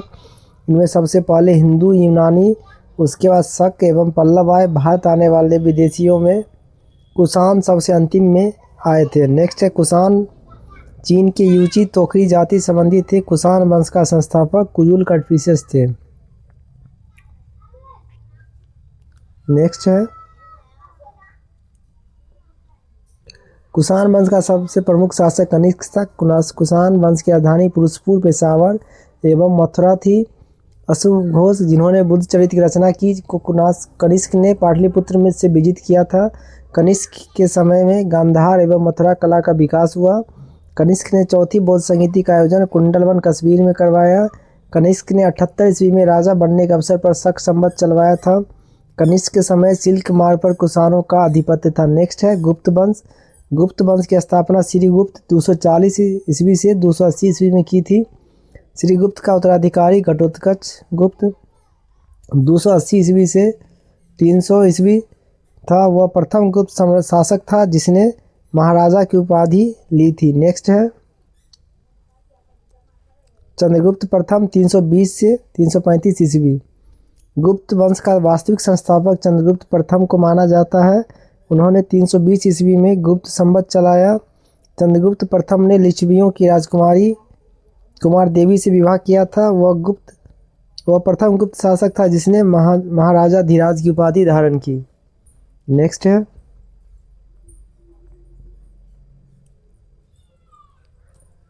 है, समुद्रगुप्त 335 ईस्वी से 375 ईस्वी। इतिहासकार स्मिथ ने समुद्रगुप्त को भारत का नेपोलियन कहकर संबोधित किया। समुद्रगुप्त ने परक्रमांक, अति अप्रतिरथ आदि की उपाधि धारण की थी। समुद्रगुप्त के अभियानों की चर्चा हरिसेन द्वारा रचित प्रयाग प्रशस्ति से मिलती है। उसने उत्तरापथ के 9 राजाओं तथा दक्षिणापथ के 12 राजाओं को विजित किया था। समुद्रगुप्त को कविराज भी कहा गया है। समुद्रगुप्त को उसके सिक्के पर बीना बजाते हुए दिखाया गया है। समुद्रगुप्त का दरबारी कवि हरिसेन था। समुद्रगुप्त वैष्णव धर्म को मानता था। समुद्रगुप्त द्वारा अश्वमेध यज्ञ कराने के प्रमाण भी मिले हैं। समुद्रगुप्त के बाद 375 ईस्वी में रामगुप्त के राजा बनने का साक्ष्य मिला है, लेकिन उसके अयोग्य होने के कारण चंद्रगुप्त द्वितीय ने उसकी हत्या कर स्वयं को राजा घोषित कर दिया। नेक्स्ट है, चंद्रगुप्त द्वितीय 375 से 415 ईस्वी। चंद्रगुप्त द्वितीय ने शकों को पराजित कर 389 ईस्वी में विक्रमादित्य की उपाधि धारण की। चंद्रगुप्त द्वितीय ने देवगुप्त, देवराज, देवश्री आदि की उपाधि भी धारण की थी। चंद्रगुप्त द्वितीय ने ध्रुव देवी एवं कुबेर नाग से विवाह किया था। कुबेर नाग से उत्पन्न पुत्री प्रभावती गुप्त का विवाह वाकाटक नरेश रुद्रसेन द्वितीय के साथ हुआ था। रुद्रसेन की मृत्यु के बाद प्रभावती ने अपने अल्पवयस्क पुत्रों की संरक्षिका के रूप में शासन किया। उस दौरान प्रभावती ने चंद्रगुप्त द्वितीय की सहायता से गुजरात और काठियावाड़ पर विजय प्राप्त की। चीनी यात्री फाहियान चंद्रगुप्त द्वितीय के समय भारत आया था। फाहियान भारत में 14 वर्षों 399 से 414 ईस्वी तक रहा था। चंद्रगुप्त द्वितीय को महरेलू लोह स्तंभ में चंद्र नाम से संबोधित किया गया है। महरौली लोह स्तंभ चंद्रगुप्त द्वितीय का माना जाता है। चंद्रगुप्त द्वितीय के 9 रत्न थे: कालिदास, धन्वंतरी, अमर सिंह, वरामिहिर, शंकु, बेताल, भट्ट, घटकपर, छपनक एवं भरूची। नेक्स्ट है, कुमारगुप्त प्रथम 415 ईस्वी से 455 ईस्वी। इसके अंतर्गत चंद्रगुप्त द्वितीय एवं ध्रुव देवी का पुत्र कुमारगुप्त प्रथम 415 ईस्वी में शासक बना। नालंदा विश्वविद्यालय की स्थापना कुमारगुप्त के समय में हुई थी। गुप्त काल में नालंदा विश्वविद्यालय शिक्षा का प्रमुख केंद्र था। बाद में यह बौद्ध धर्म के शिक्षा का सबसे प्रमुख केंद्र बना। नेक्स्ट हेडिंग है स्कंदगुप्त 455 ईस्वी से 467 ईस्वी। मध्य एशिया की बर्बर जाति हूनों का आक्रमण स्कंदगुप्त के समय हुआ। स्कंदगुप्त ने हूनों को पराजित कर भारत से बाहर खदेड़ दिया। इसका वर्णन जूनागढ़ अभिलेख में मिलता है। अभिलेख में हूनों को मलेच्छ कहा गया है। नेक्स्ट है स्कंदगुप्त ने चंद्रगुप्त मौर्य द्वारा निर्मित सुदर्शन झील का पुनरुद्धार करवाया था। स्कंदगुप्त को शक्रादित्य की उपाधि धारण की थी। गुप्त वंश का अंतिम शासक विष्णुगुप्त था। गुप्त वंश के साथ मगध वंश का अंत हो गया। नेक्स्ट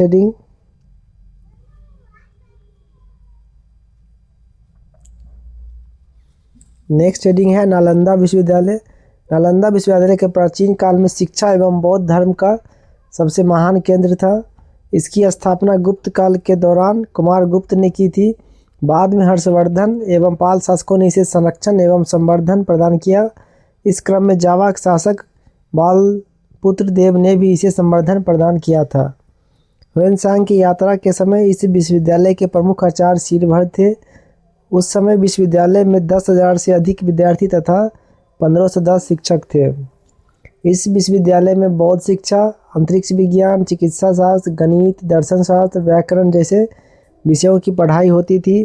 इस विश्वविद्यालय में विद्यार्थियों का नामांकन प्रवेश परीक्षा के माध्यम से होता था। प्रथम प्रवेश परीक्षा द्वारपाल के द्वारा लिया जाता था तथा प्रवेश परीक्षा कुल 3 स्तरों पर होती थी।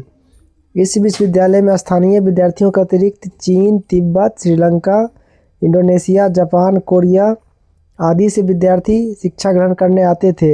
यह विश्वविद्यालय पूर्णतः निःशुल्क आवासीय शिक्षा केंद्र था। इसके आर्थिक व्यय के लिए 200 गांव दान में दिए गए थे। इस विश्वविद्यालय के प्रांगण में विशाल पुस्तकालय था जो 3 भवनों को मिलाकर बना था। इन तीनों भवनों में कुल 90 लाख किताबें संधारित थी। इन पुस्तकालयों के नाम रत्नरंजक, रत्नाधि एवं रत्न सागर थे। नेक्स्ट है प्राचीन काल में स्थापित शिक्षा के इस विशाल केंद्र को विश्व के प्रथम विश्वविद्यालय की संज्ञा दी जाती है। 2016 ईस्वी में यूनेस्को द्वारा नालंदा विश्वविद्यालय को वर्ल्ड हेरिटेज सेंटर में शामिल किया गया है।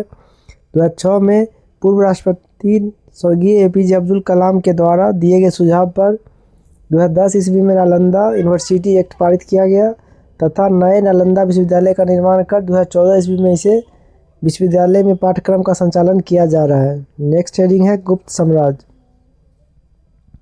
गुप्त काल में राजा देवीय अधिकार रखता था। इस काल में मौर्य काल के समान केंद्रीकृत सत्ता नहीं थी, लेकिन राजा प्रशासनिक, सैनिक एवं न्यायिक अधिकार रखता था। गुप्त काल में साम्राज्य का विभाजन देश, भुक्ति, विषय, ग्राम के रूप में किया गया था। देश का प्रधान गोप्ता, भुक्ति का प्रधान उपरिक, विषय का प्रधान विषयपति तथा ग्राम का प्रधान ग्रामिक होता था। नेक्स्ट हेडिंग है गुप्त काल की प्रमुख रचनाएं जो निम्नलिखित हैं। अभिज्ञान शाकुंतलम, मालविका, निमित्रम, रघुवंशम, कुमार संभव, मेघदूत, ऋतुसंहार, विक्रमोर्वशीयम के रचनाकार कालिदास। नेक्स्ट है पंचतंत्र के रचनाकार विष्णु शर्मा, अमरकोश के रचनाकार अमर सिंह, मृच्छकटिकम के रचनाकार शूद्रक, ब्रह्म सिद्धांत के रचनाकार ब्रह्मगुप्त। नेक्स्ट है कामसूत्र के रचनाकार वात्स्यायन, नीतिसार के रचनाकार कामंदक, आर्यभट्टियम सूर्य सिद्धांत, दशकी टीका के रचनाकार आर्यभट्ट। इतिहासकार B.A. स्मिथ ने सांस्कृतिक उपलब्धियों के कारण गुप्त काल को स्वर्ण युग की संज्ञा दी है। नेक्स्ट हेडिंग है पाल वंश। पाल वंश की स्थापना गोपाल ने 750 ईस्वी में की थी। गोपाल ने उदयपुरी विश्वविद्यालय की स्थापना बिहार शरीफ में की। इस वंश का सबसे प्रमुख शासक धर्मपाल था। धर्मपाल ने विक्रमशिला विश्वविद्यालय भागलपुर की स्थापना की। सोमपुर महाविहार वर्तमान में बांग्लादेश में है का निर्माण भी धर्मपाल ने करवाया था। धर्मपाल ने त्रिपक्षीय संघर्ष में प्रतिहारों एवं राष्ट्रकूटों से संघर्ष किया था। धर्मपाल प्रतिहार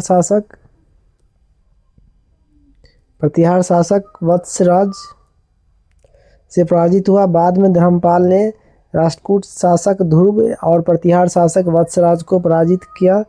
उसने कुछ समय के लिए कन्नौज पर अधिकार भी किया। नेक्स्ट है धर्मपाल। धर्मपाल ने उत्तरापथ स्वामी की उपाधि धारण की। धर्मपाल के बाद उसका पुत्र देवपाल 810 ईस्वी में शासक बना। देवपाल ने मुंगेर को अपनी राजधानी बनाया। नेक्स्ट है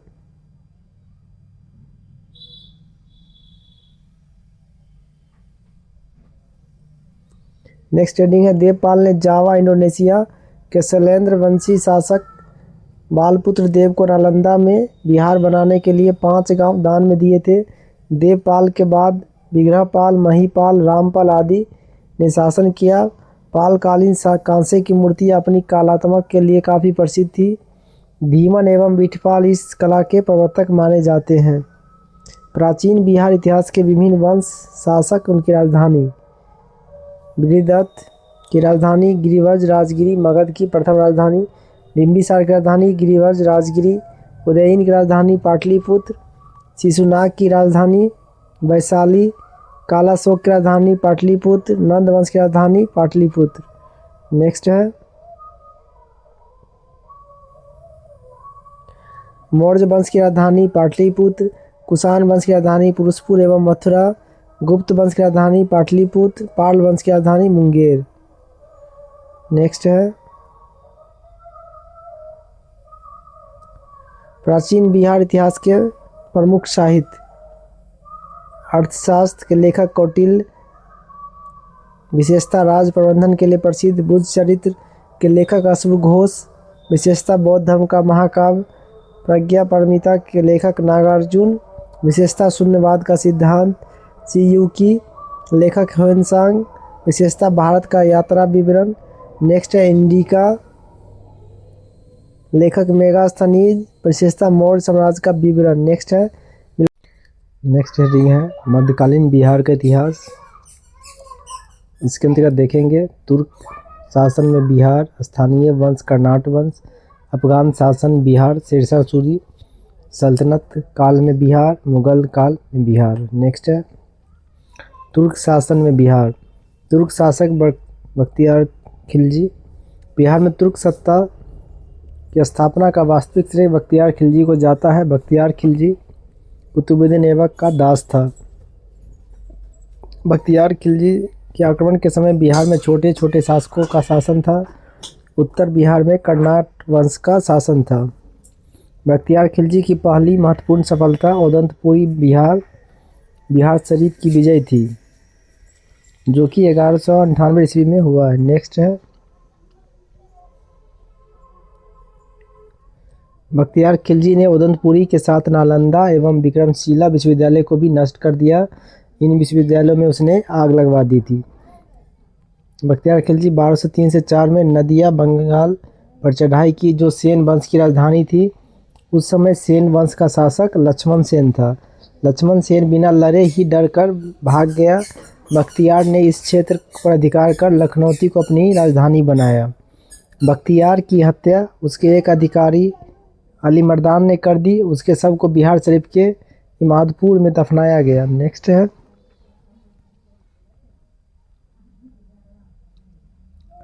नेक्स्ट है स्थानीय वंश कर्नाट वंश, मिथिला के कर्नाट वंश। पाल वंश के पतन के दौर में तिरहुत मिथिला क्षेत्र में कर्नाट वंश का उदय हुआ। कर्नाट वंश का संस्थापक नारायण देव थे। कर्नाट वंश की राजधानी सिमरावगढ़ थी, जो वर्तमान में नेपाल में है। बख्तियार खिलजी के बिहार अभियान के समय कर्नाट शासक नरसिंह देव ने उसे नजराना भेंट देकर सहयोग किया था, क्योंकि कर्नाट वंश का सेन वंश से संघर्ष चलता रहता था। कर्नाट वंश पर तुर्क सेनापति तुगरिल तुगन के अभियान की चर्चा तिब्बती धर्मस्वामिनी ने की है। समांतर दिल्ली के सुल्तान के साथ कर्नाट वंश का संबंध नजराना एवं भेंट का था, परंतु गयासुद्दीन तुगलक ने अपने बंगाल अभियान 1823-24 के क्रम में कर्नाट क्षेत्र पर विजय प्राप्त कर लिया। नेक्स्ट है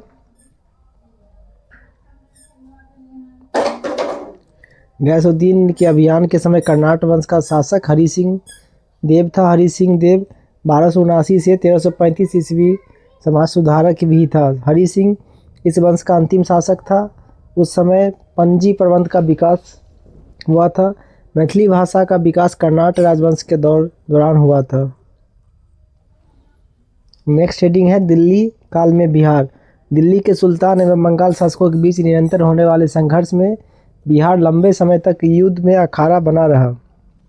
इल्तुतमिश दिल्ली सल्तनत का प्रथम सुल्तान था जिसने बिहार पर अभियान किया। उसने 1225 में बंगाल और बिहार पर अधिकार किया, परंतु यह अधिकार उसके उत्तराधिकारी के समय खत्म हो गया। इल्तुतमिश ने बिहार में प्रथम सूबेदार के रूप में मलिक जानी को नियुक्त किया। तुगलक काल में बिहार पर सुल्तानों का वास्तविक नियंत्रण हुआ। 1324-25 में गयासुद्दीन तुगलक ने कर्नाटक क्षेत्र पर विजय प्राप्त की। फिरोज शाह तुगलक ने भी अपने बंगाल अभियान 1359 के समय बिहार आया था।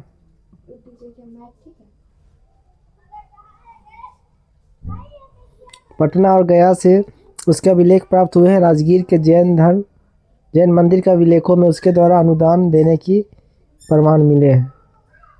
नेक्स्ट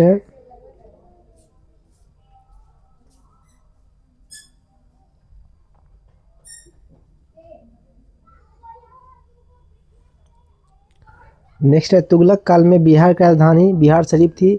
उस काल में बिहार शरीफ का नगर बौद्ध धर्म का प्रमुख केंद्र था। तुगलक काल में बिहार के प्रशासकों में सबसे महत्वपूर्ण नाम मलिक इब्राहिम का है, जो मलिक बया कहलाते थे।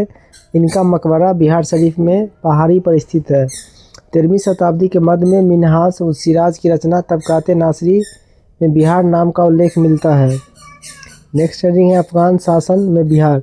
सिकंदर लोदी ने 1495-96 ईस्वी में दरिया खान नुहानी को बिहार में प्रशासक राज्यपाल नियुक्त किया। इब्राहिम लोदी की मृत्यु के बाद दरिया खान नुहानी का पुत्र बहार खान नुहानी ने स्वतंत्र सत्ता की घोषणा कर दी। दूसरी ओर अफगान शासक महमूद लोदी बाबर से बचने के लिए बिहार आ गया। बाबर ने 1529 में घाघरा के युद्ध में बिहार के इन अफगानों को पराजित कर दिया। घाघरा युद्ध के बाद बिहार में शेरशाह के नेतृत्व में पुनः अफगानों का उदय हुआ। नेक्स्ट हेडिंग है शेरशाह सूरी। शेरशाह सूरी का जन्म 1486 ईस्वी में हुआ। उनके पिता का नाम हसन खां जो सासाराम के जागीरदार थे। शेरशाह के बचपन का नाम फरीद खां था।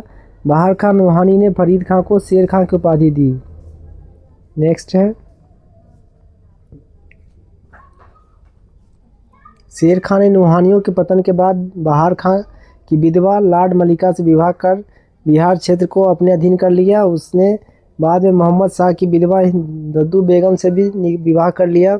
शेर खां 1534 ईस्वी में सूरजगढ़ की लड़ाई में बंगाल को पराजित कर उस पर अधिकार कर लिया। शेर खां ने हुमायूं को यह प्रस्ताव दिया कि यदि उसे बंगाल पर अधिकार करने दिया गया तो वह बिहार को समर्पित कर देगा और 10 लाख दिनार वार्षिक रूप से देगा। 1539 ईस्वी में चौसा के युद्ध में हुमायूं को पराजित कर उसे शेरशाह की उपाधि धारण की। 1540 ईस्वी में कन्नौज बिलग्राम के युद्ध में हुमायूं को पराजित कर उसे दिल्ली में सूरवंश की स्थापना की। 1541 ईस्वी में शेरशाह ने पटना का दुर्ग बनवाया तथा इस नगर को बिहार की राजधानी बनाया। इसका वर्णन अब्दुल्ला के तारीख ए दाऊदी में मिलता है। शेरशाह ने 1543 ईस्वी में रायसीन, 1544 में मारवाड़ विजय किया। 1545 में कालिंजर अभियान में गोला फटने से वह घायल हो गया और उसकी मृत्यु हो गई। शेरशाह अपने जीवन काल में ही सासाराम में इंडो इस्लामिक स्थापित कला पर आधारित मकबरा का निर्माण प्रारंभ करवाया। शेरशाह की मृत्यु के बाद उसके पुत्र इस्लाम शाह ने इसे बनवाया। कृत्रिम झील के मध्य स्थित यह इमारत आकार में अष्टकोणीय है एवं लाल बलुआ पत्थर से निर्मित है। शेरशाह ने बिहार में रोहतास किला भी बनवाया। नेक्स्ट है शेरशाह ने जब्ती प्रणाली चलाई जिसमें भूमि की माप के आधार पर लगान निर्धारण किया जाता था। बाद में इसे अकबर ने भी अपनाया। शेरशाह का शासन सुव्यवस्थित शासन प्रणाली के लिए प्रसिद्ध था। उसने संचार व्यवस्था, डाक व्यवस्था, सैन्य व्यवस्था, राजस्व व्यवस्था में व्यापक सुधार किए थे। शेरशाह सूरी ने शुद्ध चांदी का रुपया तथा तांबे का दाम प्रचलित करवाया। शेरशाह के बाद उसका पुत्र जलाल खां इस्लाम शाह की उपाधि के साथ गद्दी पर बैठा। बाद में सूरवंश 3 भागों में बट गया। 1555 ईस्वी में मच्छीवाड़ एवं सरहिंद के युद्ध में हुमायूं ने सिकंदर सूरी को पराजित कर सूरवंश का अंत कर दिया। नेक्स्ट है चेरो वंश। पाल वंश के पतन के पश्चात बिहार के क्षेत्र में स्थानीय राज्यों का उदय हुआ। इन्हीं राज्यों में एक प्रमुख राज्य चेरो का था। चेरो राज का क्षेत्र शाहाबाद, सारण, मुजफ्फरपुर, पलामू तथा वाराणसी का क्षेत्र था। चेरो वंश की स्थापना 12वीं सदी में हुई थी। नेक्स्ट है, चेरो वंश का मुख्यालय बिहिया भोजपुर था। 1607 ईस्वी में चेरो एवं उज्जैन के बीच एक महत्वपूर्ण लड़ाई हुई थी, जिसमें चेरो की जीत हुई। इस वंश का प्रमुख शासक मेदिनी राय 1658 से 1674 था। मुगलों के प्रभाव से इस वंश का धीरे धीरे पतन हो गया। नेक्स्ट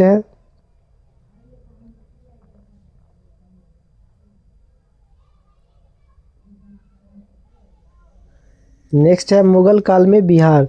शेरशाह की मृत्यु के बाद कुछ वर्षों तक सूरवंश की सत्ता बनी रही, लेकिन 1555-56 ईस्वी में मुगल राज की पुनः स्थापना हो गई। दिल्ली में मुगल राज की पुनः स्थापना के समय बिहार में ताज खां काराकानी के नेतृत्व में एक अफगान राज का गठन हुआ।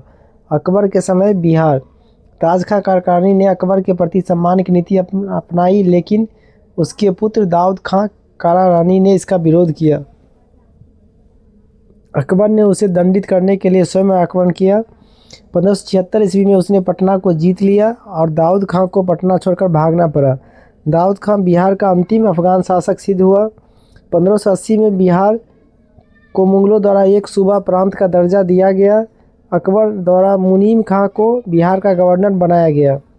अकबर के समय राजा मानसिंह को बिहार का प्रांतपति 1587 से 1594 ईस्वी में बनाया गया। मानसिंह के समय मुगल साम्राज्य बिहार में काफ़ी मजबूत हो गया था।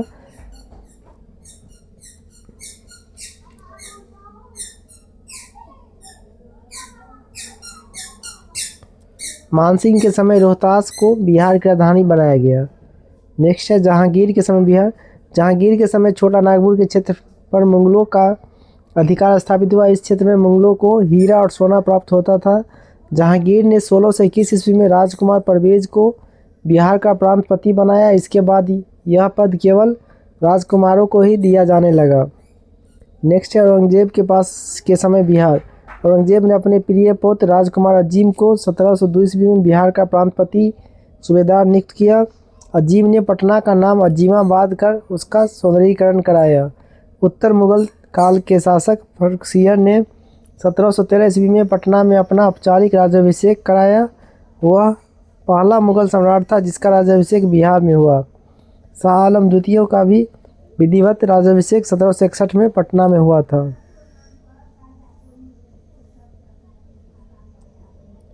औरंगजेब की मृत्यु 1707 ईस्वी के बाद कमज़ोर होती मुगल सत्ता में बिहार बंगाल का भाग बन गया।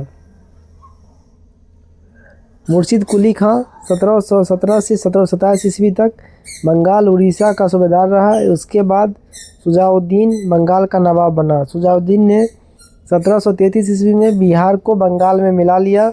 उसने 1733 ईस्वी में अलीवर्दी खां को बिहार का उपसूबेदार नियुक्त किया। 1739 ईस्वी में सरफराज खां बंगाल का नवाब बना। अलीवर्दी खां ने गिरिया के युद्ध 1740 ईस्वी में सरफराज खां को पराजित किया और बंगाल का नवाब बन गया। उसने मुगल सम्राट को 2 करोड़ रुपए देकर अपने पद को अस्थायी बना दिया। 1756 ईस्वी में अलीवर्दी खां की मृत्यु तक बिहार, बंगाल एवं उड़ीसा क्षेत्र पर उसका प्रत्यक्ष नियंत्रण रहा।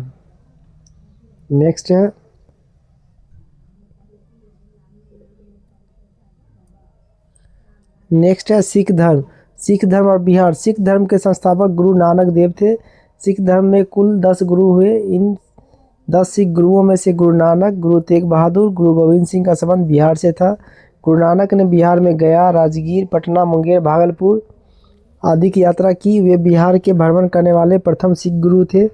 सिख धर्म के 9वें गुरु श्री तेग बहादुर भी सासाराम गया होते पटना आए थे। यहाँ वे अपने पत्नी गुजरी देवी को छोड़ गए थे, जो मां बनने वाली थी। यहीं पटना में गुरु गोविंद सिंह का जन्म हुआ। सिख धर्म के 10वें अंतिम गुरु गोविंद सिंह का जन्म पटना में 26 दिसंबर 1666 को हुआ। गुरु गोविंद सिंह 1676 ईस्वी में 10वें गुरु बने तथा 1699 ईस्वी में उन्होंने खालसा पंथ की स्थापना की। तख्त श्री हरमंदिर जी पटना साहिब सिख धर्म का प्रमुख तीर्थस्थल है। इसका निर्माण महाराजा रंजीत सिंह ने करवाया था। इसे श्री पटना साहिब के नाम से भी जाना जाता है।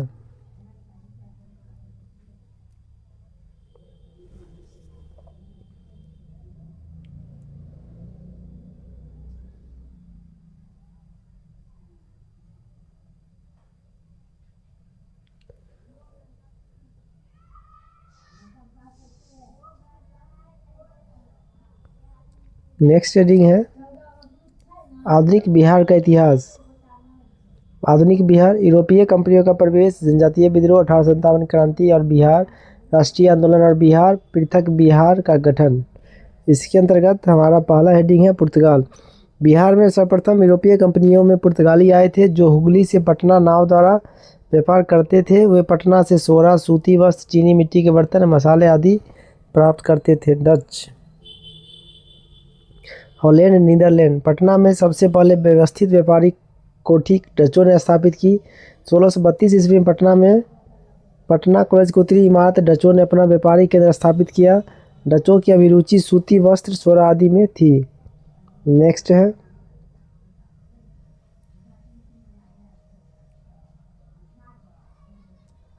अंग्रेजों ने 1620 ईस्वी में पटना के आलमगंज में अपना व्यापारिक केंद्र स्थापित किया, लेकिन वह 1621 ईस्वी में बंद हो गया। उन्हें व्यापारिक केंद्र स्थापित करने में वास्तविक सफलता 1651 ईस्वी में मिली। अंग्रेजी यात्री पीटर मुंडी 1632 ईस्वी में बिहार आया था। उसने यहाँ व्यापार की संभावनाएं देखी और डच कंपनी को व्यापार करते हुए देखा। इसी से प्रेरित होकर अंग्रेजों ने भी बिहार में व्यापार को प्राथमिकता दी। अंग्रेजों द्वारा स्थापित फैक्ट्री वर्तमान में गुलजार बाग, पटना स्थित गवर्नमेंट प्रिंटिंग प्रेस एवं सर्वे कार्यालय के रूप में कार्यरत है। डेनिश कंपनी 1774 ईस्वी में पटना सिटी की नेपाली कोठी के समीप अपनी फैक्ट्री स्थापित की थी। बंगाल बिहार अंग्रेज। मुगल शासक फर्रुखसियर 1713 से 19 ईस्वी में 1717 ईस्वी में अंग्रेजों को बंगाल एवं सूरत में व्यापार करने एवं सिक्के प्रयोग करने की मान्यता दी। इस घोषणा को ईस्ट इंडिया कंपनी का मैग्ना कार्टा कहा जाता है। अंग्रेजी कंपनी को 1717 ईस्वी में व्यापारिक अधिकार प्राप्त हो गया था। दूसरी ओर मुगल सम्राट फर्रुखसियर ने 1717 में मुर्शिद कुली खां को बंगाल का सूबेदार बनाया। 1719 ईस्वी में उसे उड़ीसा की सूबेदारी दी गई। नेक्स्ट है संथाल विद्रोह 1855-56। 1857 ईस्वी की क्रांति से तुरंत पहले यह विद्रोह भागलपुर से राजमहल तक के क्षेत्र में हुआ, जिसे दामिनी कोह के नाम से जाना जाता है। यह जनजातीय शोषण के विरुद्ध प्रथम सशक्त जनजातीय विद्रोह था। इस विद्रोह का कारण बाहरी लोग दीकू द्वारा शोषण, माझी व्यवस्था एवं परहा पंचायत व्यवस्था में परिवर्तन आदि था। संथाल विद्रोह का नेतृत्व सिद्धू कान्हू चांद एवं भैरव ने किया। विद्रोह के क्रम में 6000 संथालियों का संगठन बना। अंग्रेजों की ओर से विद्रोह को दबाने आए कमांडर मेजर बारो की हत्या संथालियों ने कर दी। कैप्टन अलेक्जेंडर तथा लेफ्टिनेंट थॉमसन के नेतृत्व में आई अंग्रेजी सेना ने विद्रोह का दमन कर दिया। यह विद्रोह असफल रहा, लेकिन इसके परिणाम स्वरूप संथाल परगना काश्तकारी अधिनियम 1876 संथाल परगना का गठन किया गया। परहा पंचायत एवं माझी व्यवस्था को भी मान्यता दी गई। नेक्स्ट है मुंडा आंदोलन 1895 से 1900 ईस्वी। यह जनजातीय विद्रोह में सबसे सशक्त जनजातीय विद्रोह था। विद्रोह की व्यापकता के कारण इसे उल गुलान विद्रोह के नाम से भी जाना जाता है।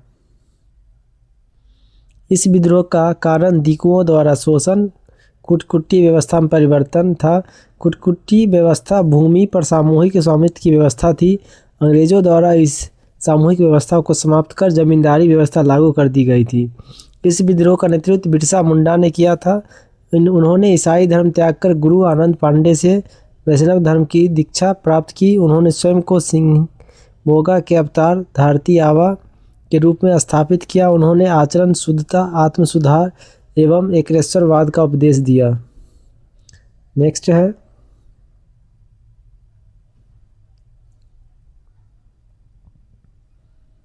इस विद्रोह का प्रारंभ सामाजिक धार्मिक सुधार के रूप में हुआ, जो बाद में राजनीतिक सुधार के रूप में परिवर्तित हो गया। स्वतंत्र मुंडा राज्य की स्थापना के लिए बिरसा मुंडा के नेतृत्व में अंग्रेजों के विरुद्ध सबसे सशक्त विद्रोह 1899 में देखने को मिला, जब कई स्थानों पर अंग्रेजों को हराया गया।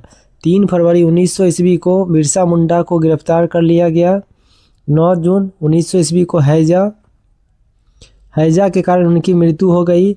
उनकी मृत्यु के पश्चात विद्रोह समाप्त हो गया। विद्रोह के परिणाम स्वरूप खुटकुटी व्यवस्था पुनः लागू की गई। खूंटी और गुमला को अनुमंडल बनाया गया तथा छोटा नागपुर काश्तकारी अधिनियम 1908 पारित किया गया। 15 नवंबर बिरसा मुंडा के जन्म दिवस को जनजातीय गौरव दिवस के रूप में वर्ष 2021 से मनाया जा रहा है। नेक्स्ट है 1857 ईस्वी की क्रांति के पूर्व बिहार में हुए विद्रोह एवं आंदोलन। तो इसके अंतर्गत पहला है बहावी आंदोलन। बहावी आंदोलन के प्रवर्तक अब्दुल अल बहाव थे। उन्होंने अरब क्षेत्र में इसको प्रारंभ किया था। भारत में इसको सैयद अहमद बरेलवी रायबरेली के नेतृत्व में प्रदान किया गया।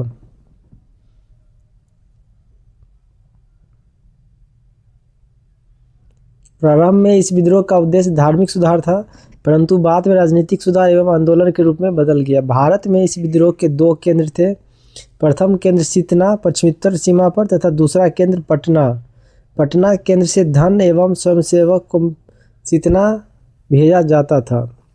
सैयद अहमद बरेली ने पटना में अपने 4 प्रतिनिधि चुने, इनायत अली, विलायत अली, फरहत अली एवं मोहम्मद हुसैन। बंगाल का फराइजी आंदोलन बहावी आंदोलन से ही प्रेरित था। बहावी आंदोलन के दमन के लिए 1863 ईस्वी में अम्बाला तथा 1865 ईस्वी में पटना अभियान चलाया गया। बहावी नेताओं को कारावास तथा मृत्युदंड की सजा दी गई। अंततः आंदोलन को दबा दिया गया। नेक्स्ट है नोनिया विद्रोह 1770 से 1800 ईस्वी। बिहार के सोरा उत्पादक वर्ग नोनिया द्वारा यह विद्रोह किया गया था। सोरा का उपयोग बारूद बनाने में किया जाता था। बिहार में सोरा उत्पादन मुजफ्फरपुर, सारण, हाजीपुर, पूर्णिया आदि क्षेत्रों में होता था।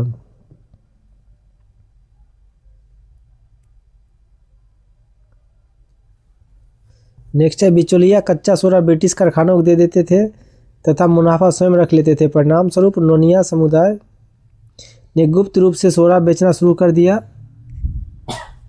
अंग्रेजों ने इस पर रोक लगाई, जिसके विरोध में नोनिया समुदाय ने विद्रोह कर दिया। अंततः अंग्रेजों द्वारा विद्रोह को दबा दिया गया। लोटा विद्रोह 1856। यह विद्रोह मुजफ्फरपुर जेल के कैदियों द्वारा किया गया था। जेल में कैदियों को पहले पीतल का लोटा दिया जाता था, बाद में सरकार ने मिट्टी का लोटा देने का निर्णय लिया। कैदियों ने इसका बड़ा विरोध किया और 1856 ईस्वी में विद्रोह कर दिया। परिणाम स्वरूप अंग्रेजी सरकार पुनः कैदियों को पीतल का लोटा देना पड़ा। नेक्स्ट है 1857 की क्रांति और बिहार। ब्रिटिश शासन के विरुद्ध भारत में हुए क्रांतियों में 1857 की क्रांति को प्रथम स्वतंत्रता संघर्ष की संज्ञा दी जाती है। इस क्रांति के पीछे राजनीतिक, प्रशासनिक, सामाजिक, धार्मिक, आर्थिक एवं सैनिक कारण जिम्मेवार था। तत्कालिक कारण के रूप में चर्बीदार कारतूस के प्रयोग की घटना उत्तरदायी थी। चर्बीदार कारतूस का प्रयोग का प्रथम विरोध बैरकपुर छावनी की 34वीं नेटिव इन्फेंट्री के सिपाही मंगल पांडे ने 29 मार्च 1857 को किया। उन्होंने सार्जेंट हुसैन तथा लेफ्टिनेंट बाग को गोली मारी तथा तलवार से गंभीर रूप से घायल कर दिया। 8 अप्रैल 1857 को मंगल पांडे को फांसी की सजा दी गई। 1857 की क्रांति का वास्तविक उद्भव 10 मई 1857 को मेरठ से माना जाता है, जहां मेरठ छावनी के सैनिकों ने अपने साथियों को जेल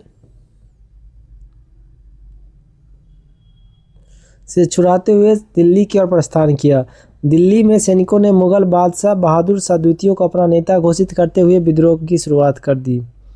बिहार में विद्रोह की शुरुआत। बिहार में 1857 क्रांति की शुरुआत 12 जून 1857 को देवघर जिले झारखंड के रोहनी गांव में 32वीं इन्फेंट्री रेजिमेंट के सैनिकों के विद्रोह से हुआ। इस विद्रोह में लेफ्टिनेंट नॉर्मन लेसी एवं सर्जन डॉक्टर ग्रांट मारे गए। रोहनी के विद्रोह को मेजर मैकडोनाल्ड द्वारा दबा दिया गया। विद्रोही सैनिकों को फांसी दे दी गई तथा रेजिमेंट को बंद कर दिया गया। पटना में विद्रोह का नेतृत्व 3 जुलाई को पटना सिटी के पुस्तक विक्रेता पीर अली ने किया। विद्रोह में अफीम एजेंट डॉक्टर आर लॉयल मारा गया। पीर अली ने दीन बोलो दीन का नारा दिया। पटना के कमिश्नर विलियम टेलर ने विद्रोह को दबा दिया। पीर अली सहित 17 व्यक्तियों को फांसी दे दी गई। 25 जुलाई 1857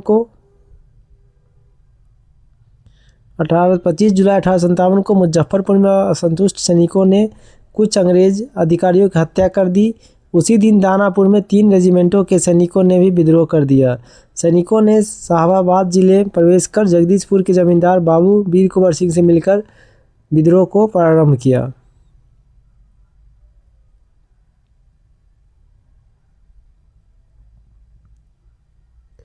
नेक्स्ट है विद्रोह के केंद्र नेतृत्वकर्ता दमनकर्ता।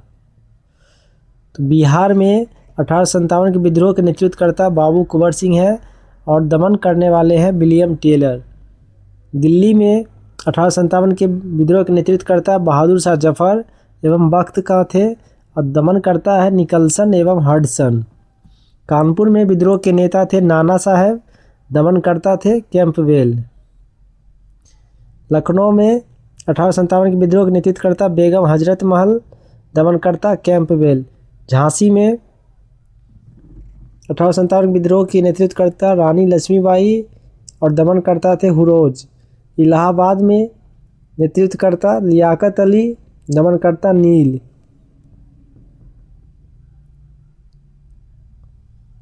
नेक्स्ट है बरेली। बरेली में 1857 के विद्रोह के नेतृत्वकर्ता खान बहादुर, दमन करता है बिसेंट आयर। फैजाबाद में 1857 के विद्रोह के नेतृत्वकर्ता मौलवी अहमदुल्ला, दमन करता है रेनॉल्ड। नेक्स्ट है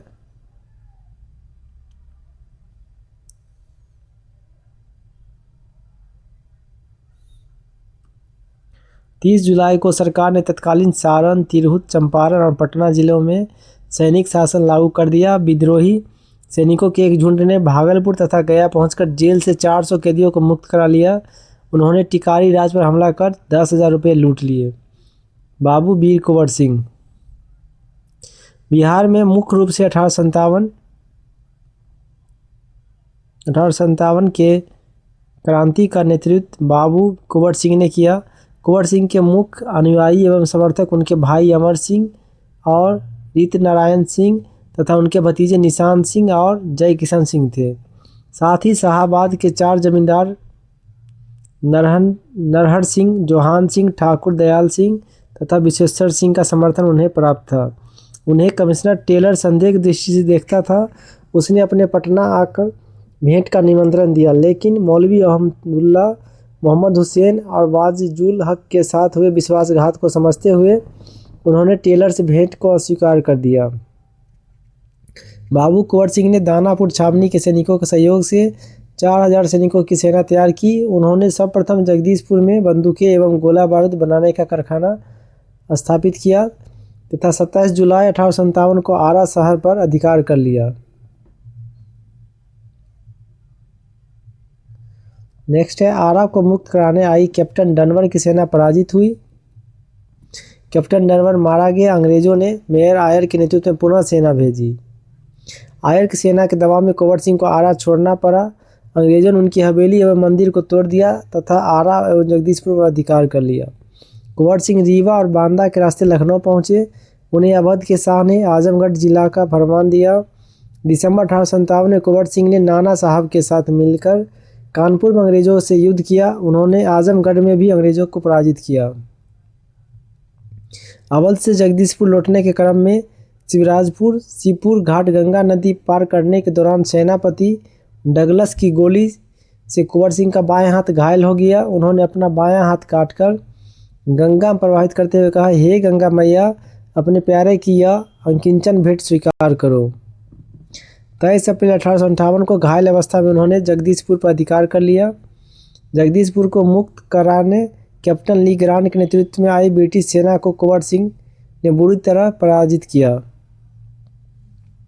हाथ कटने के कारण गंभीर रूप से घायल कुंवर सिंह की मृत्यु 26 अप्रैल 1858 को हो गई, लेकिन उनकी मृत्यु के समय जगदीशपुर स्वतंत्र था। कुंवर सिंह की मृत्यु के बाद उनके छोटे भाई अमर सिंह ने आंदोलन का नेतृत्व संभाला। अमर सिंह ने कैमूर की पहाड़ियों में मोर्चाबंदी कर सरकार के विरुद्ध संघर्ष जारी रखा। नवंबर 1858 ईस्वी तक अंग्रेज अधिकार पुनः स्थापित हो गया। विद्रोहियों ने हथियार डाल दिए। महारानी विक्टोरिया ने क्षमादान की घोषणा की, परंतु अमर सिंह आदि को दंडित किया गया।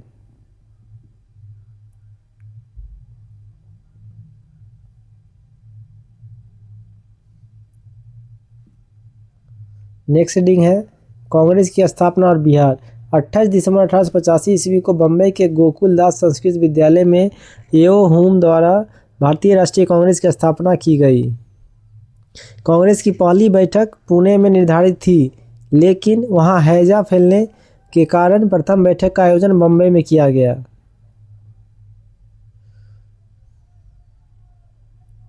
प्रथम अधिवेशन की अध्यक्षता WC बनर्जी ने की। इस अधिवेशन में 72 प्रतिनिधियों ने भाग लिया, लेकिन बिहार से कोई प्रतिनिधि शामिल नहीं था।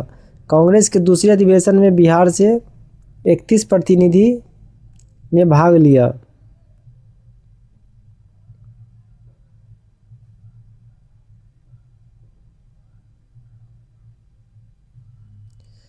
भारतीय राष्ट्रीय कांग्रेस हाइलाइटर है। स्थापना 28 दिसंबर 1885। संस्थापक एलन ऑक्टेवियन हुम अर्थात येओ हुम। स्थान है गोकुल दास तेजपाल संस्कृत विद्यालय बम्बई।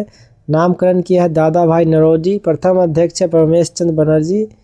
प्रथम सचिव है एलन ऑक्टेवियन हुम येओ हुम। प्रारंभिक सदस्य थे 72। तत्कालिक वायसराय लॉर्ड डफरिन। नेक्स्ट है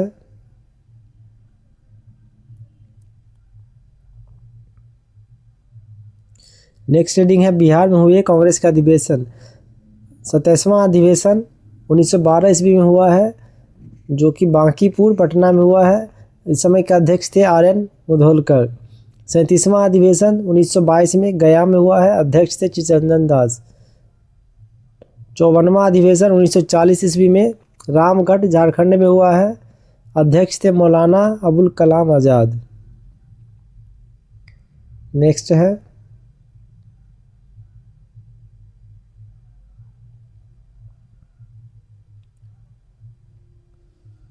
प्रमुख अधिवेशन बिहार में और उनकी विशेषता के अंतर्गत हम देखेंगे। पहला बांकीपुर अधिवेशन। RN मुधोलकर ने अध्यक्षता की। सच्चिदानंद सिन्हा महासचिव बने। मजरूल हक एक स्वागतकर्ता थे। बैठक में येओ हुम को कांग्रेस का पिता घोषित किया गया। कांग्रेस की सदस्यता शुल्क को 5 रुपये से घटाकर 1 रुपये कर दिया गया।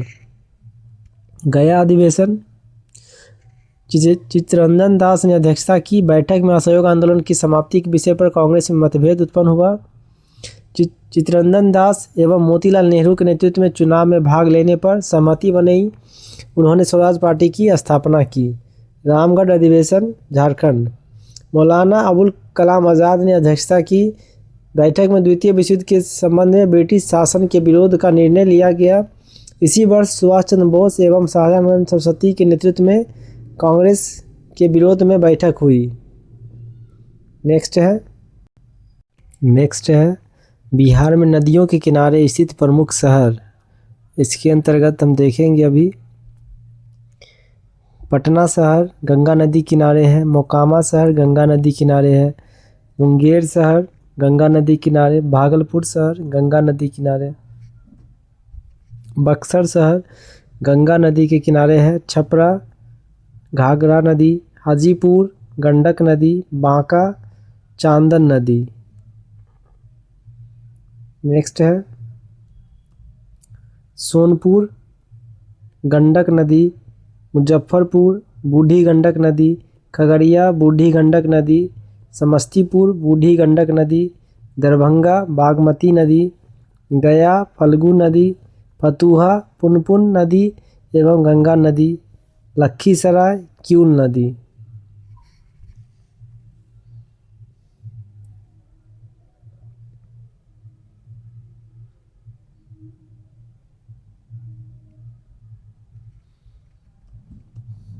नेक्स्ट है बिहार की नदी घाटी परियोजनाएं। जल प्रबंधन के उद्देश्य से बिहार में 3 बहुउद्देशीय परियोजना का निर्माण किया गया है। इन परियोजनाओं में बाढ़ नियंत्रण, सिंचाई प्रबंधन, जल संरक्षण, पर्यटन, परिवहन, ऊर्जा उत्पादन आदि को लक्षित किया गया है। बिहार में बहुउद्देशीय परियोजनाएं सोन नदी, गंडक नदी, कोसी नदी। इसके अंतर्गत पहला है सोन नदी बहुउद्देशीय परियोजना। सोन नदी परियोजना का निर्माण 1874 ईस्वी में डेहरी रोहतास में किया गया था। यह बहुउद्देशीय नदी परियोजना बिहार की सबसे पुरानी एवं प्रथम नदी घाटी परियोजना है। डेहरी में बारून के पास सोन नदी पर बांध बनाकर 2 नहरें दोनों किनारे से निकाली गई है। पहला पूर्वी सोन नहर, इस नहर से औरंगाबाद, गया, जहानाबाद, अरवल, पटना तक सिंचाई की जाती है।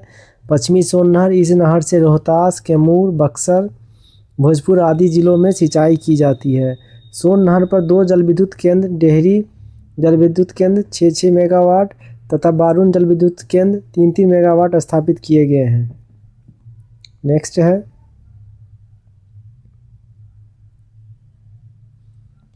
गंडक बहुउद्देशीय परियोजना। गंडक परियोजना भारत एवं नेपाल की संयुक्त परियोजना है। इसका लाभ बिहार, उत्तर प्रदेश एवं नेपाल को मिलता है। गंडक परियोजना के लिए 1959 ईस्वी में नेपाल के साथ समझौता हुआ। इस परियोजना का कार्य 1960 ईस्वी में प्रारंभ हुआ। नेक्स्ट है, इस परियोजना के अंतर्गत भारत नेपाल सीमा पर भैंसा लोटन के पास गंडक नदी पर बांध का निर्माण कर जलाशय का निर्माण किया गया है। यह बैराज बांध वाल्मीकि नगर के पास त्रिवेणी संगम के पास निर्मित है। गंडक परियोजना में जलाशय से पूर्व एवं पश्चिम की ओर नहर निकाली गई है। पूर्वी गंडक नहर, पश्चिमी गंडक नहर। पूर्वी नहर 3 भागों में विभक्त है, जिसे तिरहुत, त्रिवेणी और दोन नहर के नाम से जाना जाता है। तिरहुत, त्रिवेणी एवं दोन नहर से पश्चिमी चंपारण, पूर्वी चंपारण, मुजफ्फरपुर, वैशाली आदि जिलों में सिंचाई की जाती है। पश्चिमी नहर जलाशय से नेपाल होकर निकलती है। नेपाल में सिंचाई के अतिरिक्त इनसे निकलने वाली सहायक नहरों से उत्तर प्रदेश में गोरखपुर, देवरिया एवं बिहार में सिवान, सारण में सिंचाई होती है। इस परियोजना के तहत पूर्वी नहर पर 15 मेगावाट का जल विद्युत केंद्र स्थापित है। इसी प्रकार विद्युत केंद्र पश्चिमी नहर पर भी बना है।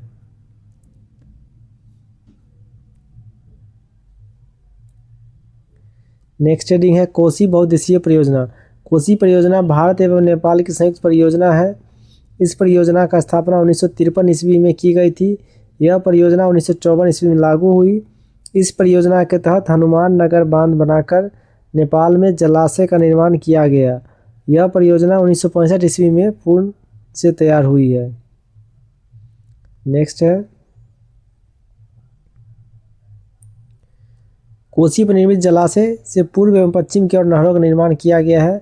पूर्व कोसी नहर, इससे अररिया, सुपौल, पूर्णिया आदि में सिंचाई होती है। पश्चिमी कोसी नहर, इससे दरभंगा, मधुबनी, सुपौल और बेगूसराय में सिंचाई होती है। नेक्स्ट है बिहार की प्रमुख झीलें। इसके अंतर्गत पहला हेडिंग है गोखुर झील।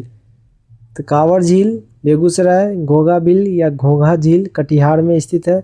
कुशेश्वर झील दरभंगा, सिमरी झील सहरसा, जगतपुर झील भागलपुर, मोती झील मोतिहारी पूर्वी चंपारण। नेक्स्ट है सरैया मान बेतिया पश्चिमी चंपारण, पिपरामन मोतिहारी पूर्वी चंपारण। नेक्स्ट हेडिंग है प्राकृतिक झील। घोड़ा कटोरा झील राजगीर नालंदा, अनुपम झील कैमूर, मुचलिंडा झील बोधगया गयाजी, नागी झील जमुई, नकटी झील जमुई। नेक्स्ट है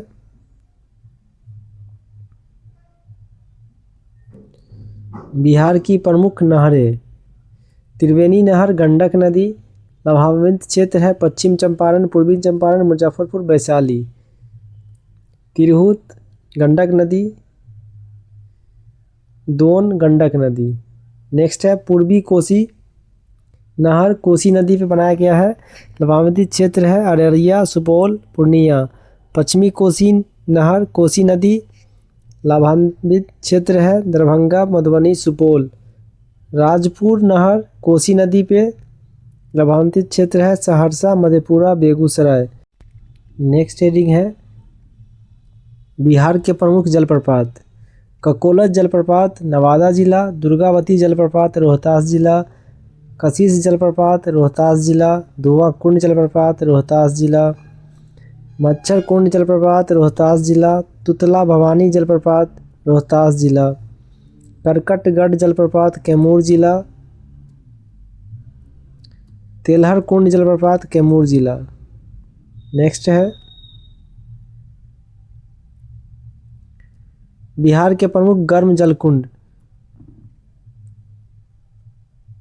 जलकुंड ब्रह्मकुंड बिहार का सबसे गर्म जलकुंड है।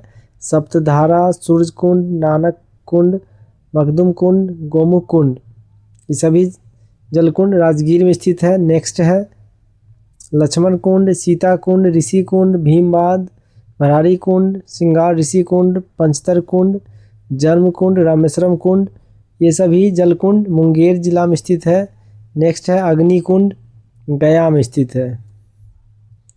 नेक्स्ट है बिहार की मिट्टी,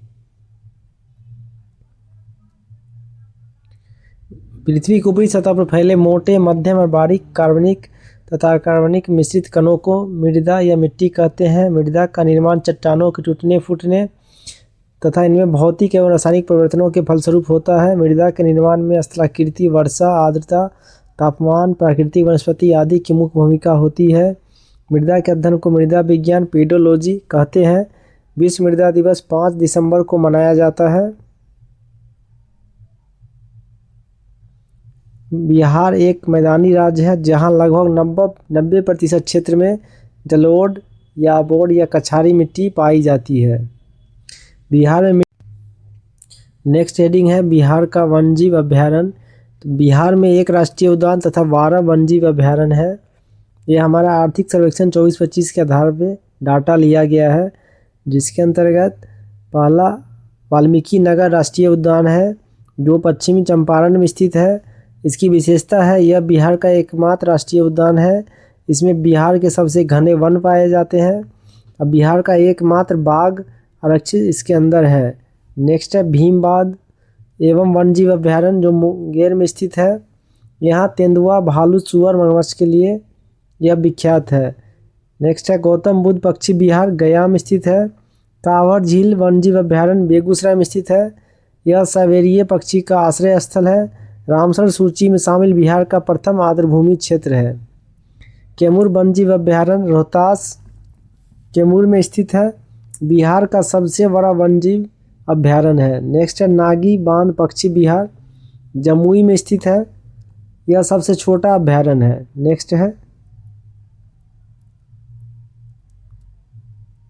नकटी डैम वन्यजीव अभ्यारण्य, यह जमुई में स्थित है।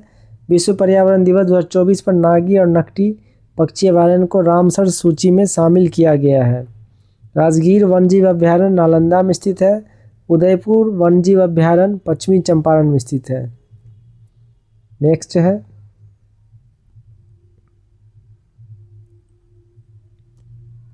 रजौली वन्यजीव अभ्यारण्य नवादा में स्थित है। कुशेश्वर स्थान पक्षी वन्यजीव अभ्यारण्य दरभंगा में स्थित है। यह साइबेरियाई पक्षी का आश्रय स्थल है। नेक्स्ट है विक्रमशिला डॉल्फिन वन्यजीव अभ्यारण्य भागलपुर में स्थित है। 60 किलोमीटर क्षेत्रफल में यह फैला हुआ है गंगा नदी में मुंगेर से भागलपुर तक। भारत के पहले डॉल्फिन अभ्यारण्य के रूप में यह प्रसिद्ध है। नेक्स्ट है बरेला सलीम अली पक्षी अभ्यारण्य, यह वैशाली जिला में स्थित है। यह दूसरा सबसे छोटा अभ्यारण्य है। नेक्स्ट है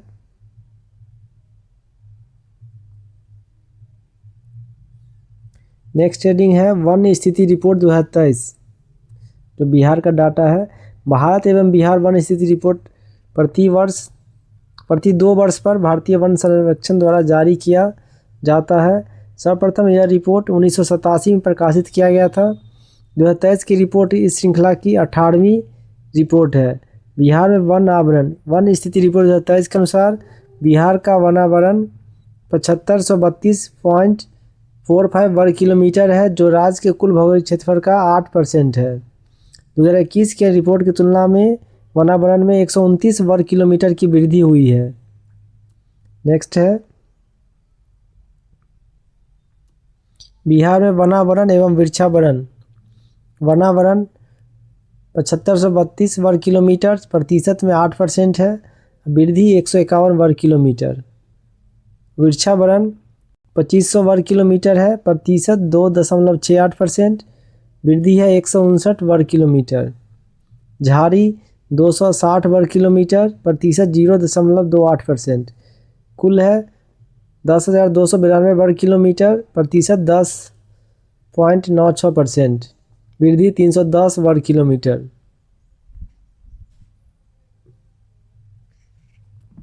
नेक्स्ट है जिलों में वनावरण क्षेत्रफल के अनुसार। तो सर्वाधिक कैमूर में है, सेकेंड पश्चिमी चंपारण, थर्ड जमुई, सबसे कम है Sheikhpura, second Arwal, third Buxar. Next है जिलों में वनावरण प्रतिशत के अनुसार। तो सर्वाधिक है कैमूर, सेकेंड जमुई, थर्ड मुंगेर, सबसे कम है शेखपुरा, फिर बक्सर, सिवान। नेक्स्ट हेडिंग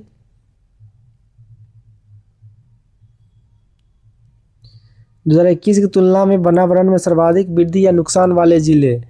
तो वनावरण में वृद्धि में पहला स्थान भागलपुर, फिर मधुबनी, फिर बांका।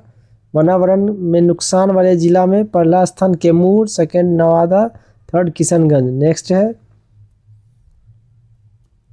बिहार में वनावरण में शीर्ष जिला बहुत घने वन में शीर्ष है पश्चिम चंपारण, मध्यम रूप से घने वन में शीर्ष है पश्चिमी चंपारण, खुले वन में पहला जिला कैमूर। नेक्स्ट है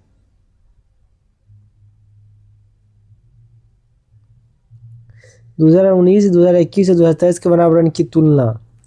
तो बहुत घने वन 2019 में क्षेत्रफल था 333 वर्ग किलोमीटर, 2021 में 333 वर्ग किलोमीटर, 2023 में 387 वर्ग किलोमीटर। नेक्स्ट है मध्यम रूप से घने वन 2019 में 3250 वर्ग किलोमीटर, 2021 में 3286 वर्ग किलोमीटर, 23 में 3284 वर्ग किलोमीटर। नेक्स्ट है खुला वन 2019 में 3693 वर्ग किलोमीटर, 2021 में 3762 वर्ग किलोमीटर, 2023 में 3861 वर्ग किलोमीटर। तो कुल हो गया 2019 में 7306 वर्ग किलोमीटर, 2021 में 7381 वर्ग किलोमीटर, 2023 में 7532 वर्ग किलोमीटर। नेक्स्ट है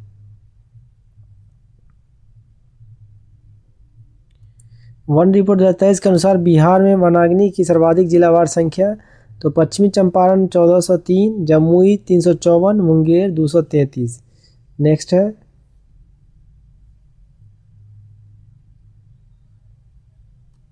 नेक्स्ट हेडिंग है बिहार में आपदा प्रबंधन। बिहार एक मैदानी राज्य है जहां मुख्य आपदा बाढ़ है। इसके अतिरिक्त बिहार सूखा, भूकंप, चक्रवात, लू जैसी आपदाओं से भी पीड़ित है। बाढ़ बिहार के 38 जिलों में से 28 जिले बाढ़ प्रभावित है। इन 28 जिलों में 15 अत्यधिक बाढ़ प्रभावित तथा 13 कम बाढ़ प्रभावित जिले हैं। बाढ़ का अत्यधिक प्रभाव उत्तर बिहार में देखा जाता है। बिहार का बाढ़ग्रस्त क्षेत्र भारत के कुल बाढ़ का लगभग 16.5% है। अत्यधिक बाढ़ प्रभावित 15 जिले पूर्वी चंपारण, मुजफ्फरपुर, वैशाली, सीतामढ़ी, शिवहर, दरभंगा, मधुबनी, समस्तीपुर, सहरसा, सुपौल, मधेपुरा, खगड़िया, बेगूसराय, भागलपुर, कटिहार। कम बाढ़ प्रभावित जिले हैं जिनकी संख्या 13 है। पश्चिम चंपारण, सारण, सिवान, गोपालगंज, पूर्णिया, किशनगंज, पटना, नालंदा, भोजपुर, बक्सर, लखीसराय, शेखपुरा। नेक्स्ट है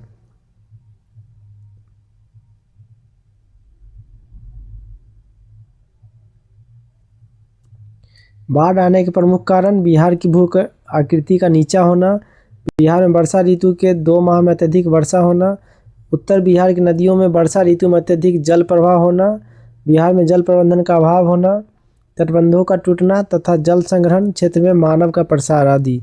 सूखा मानसून की अनिश्चितता तथा जल के अवैज्ञानिक दोहन के कारण सूखा की स्थिति उत्पन्न हुई है। बिहार का लगभग 20% क्षेत्र सूखा से प्रभावित होता है। सूखा से प्रभावित होने वाले प्रमुख जिला औरंगाबाद, गया, नवादा, रोहतास, कैमूर, मुंगेर है। सूखा नियंत्रण के लिए आधुनिक सिंचाई पद्धति जैसे टपक सिंचाई, फव्वारा सिंचाई का प्रयोग एवं नहर निर्माण का कार्य किया जाना आवश्यक है। नेक्स्ट है भूकंप। बिहार की भौगोलिक अवस्थिति हिमालय के समीप होने के कारण यहाँ भूकंप की संभावना को जन्म देती है। बिहार के अलग अलग क्षेत्रों को भूकंप की संभावना के आधार पर विभिन्न जोन 5, 4, 3 में विभाजित किया जाता है। नेक्स्ट है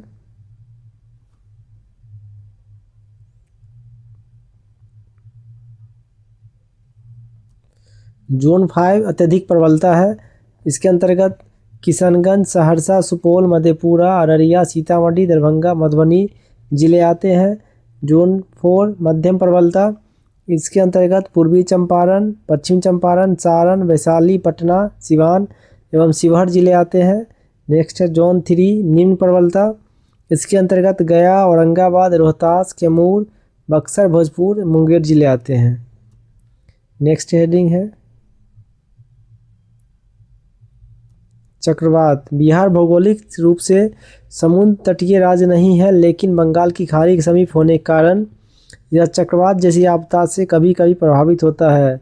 बंगाल की खाड़ी में उत्पन्न होने वाला चक्रवात पश्चिम बंगाल, झारखंड से होकर बिहार के सीमावर्ती जिलों में प्रभावित करता है।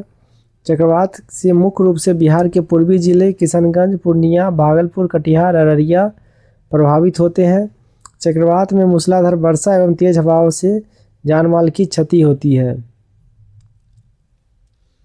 नेक्स्ट हेडिंग है सेंडाई फ्रेमवर्क और बिहार। जापान के सेंडाई शहर में मार्च 2015 में आपदा जोखिम में कमी लाने के लिए तीसरा संयुक्त राष्ट्र विश्व शिखर सम्मेलन आयोजित किया गया था। इस सम्मेलन में आपदा जोखिम में कमी लाने से संबंधित 7 प्रमुख लक्ष्य निर्धारित किए गए हैं। भारत ने 1 जून 2016 को सेंडाई फ्रेमवर्क को अपनाया। बिहार भारत का पहला राज्य है जिसने सेंडाई फ्रेमवर्क से संबंधित कार्य योजना को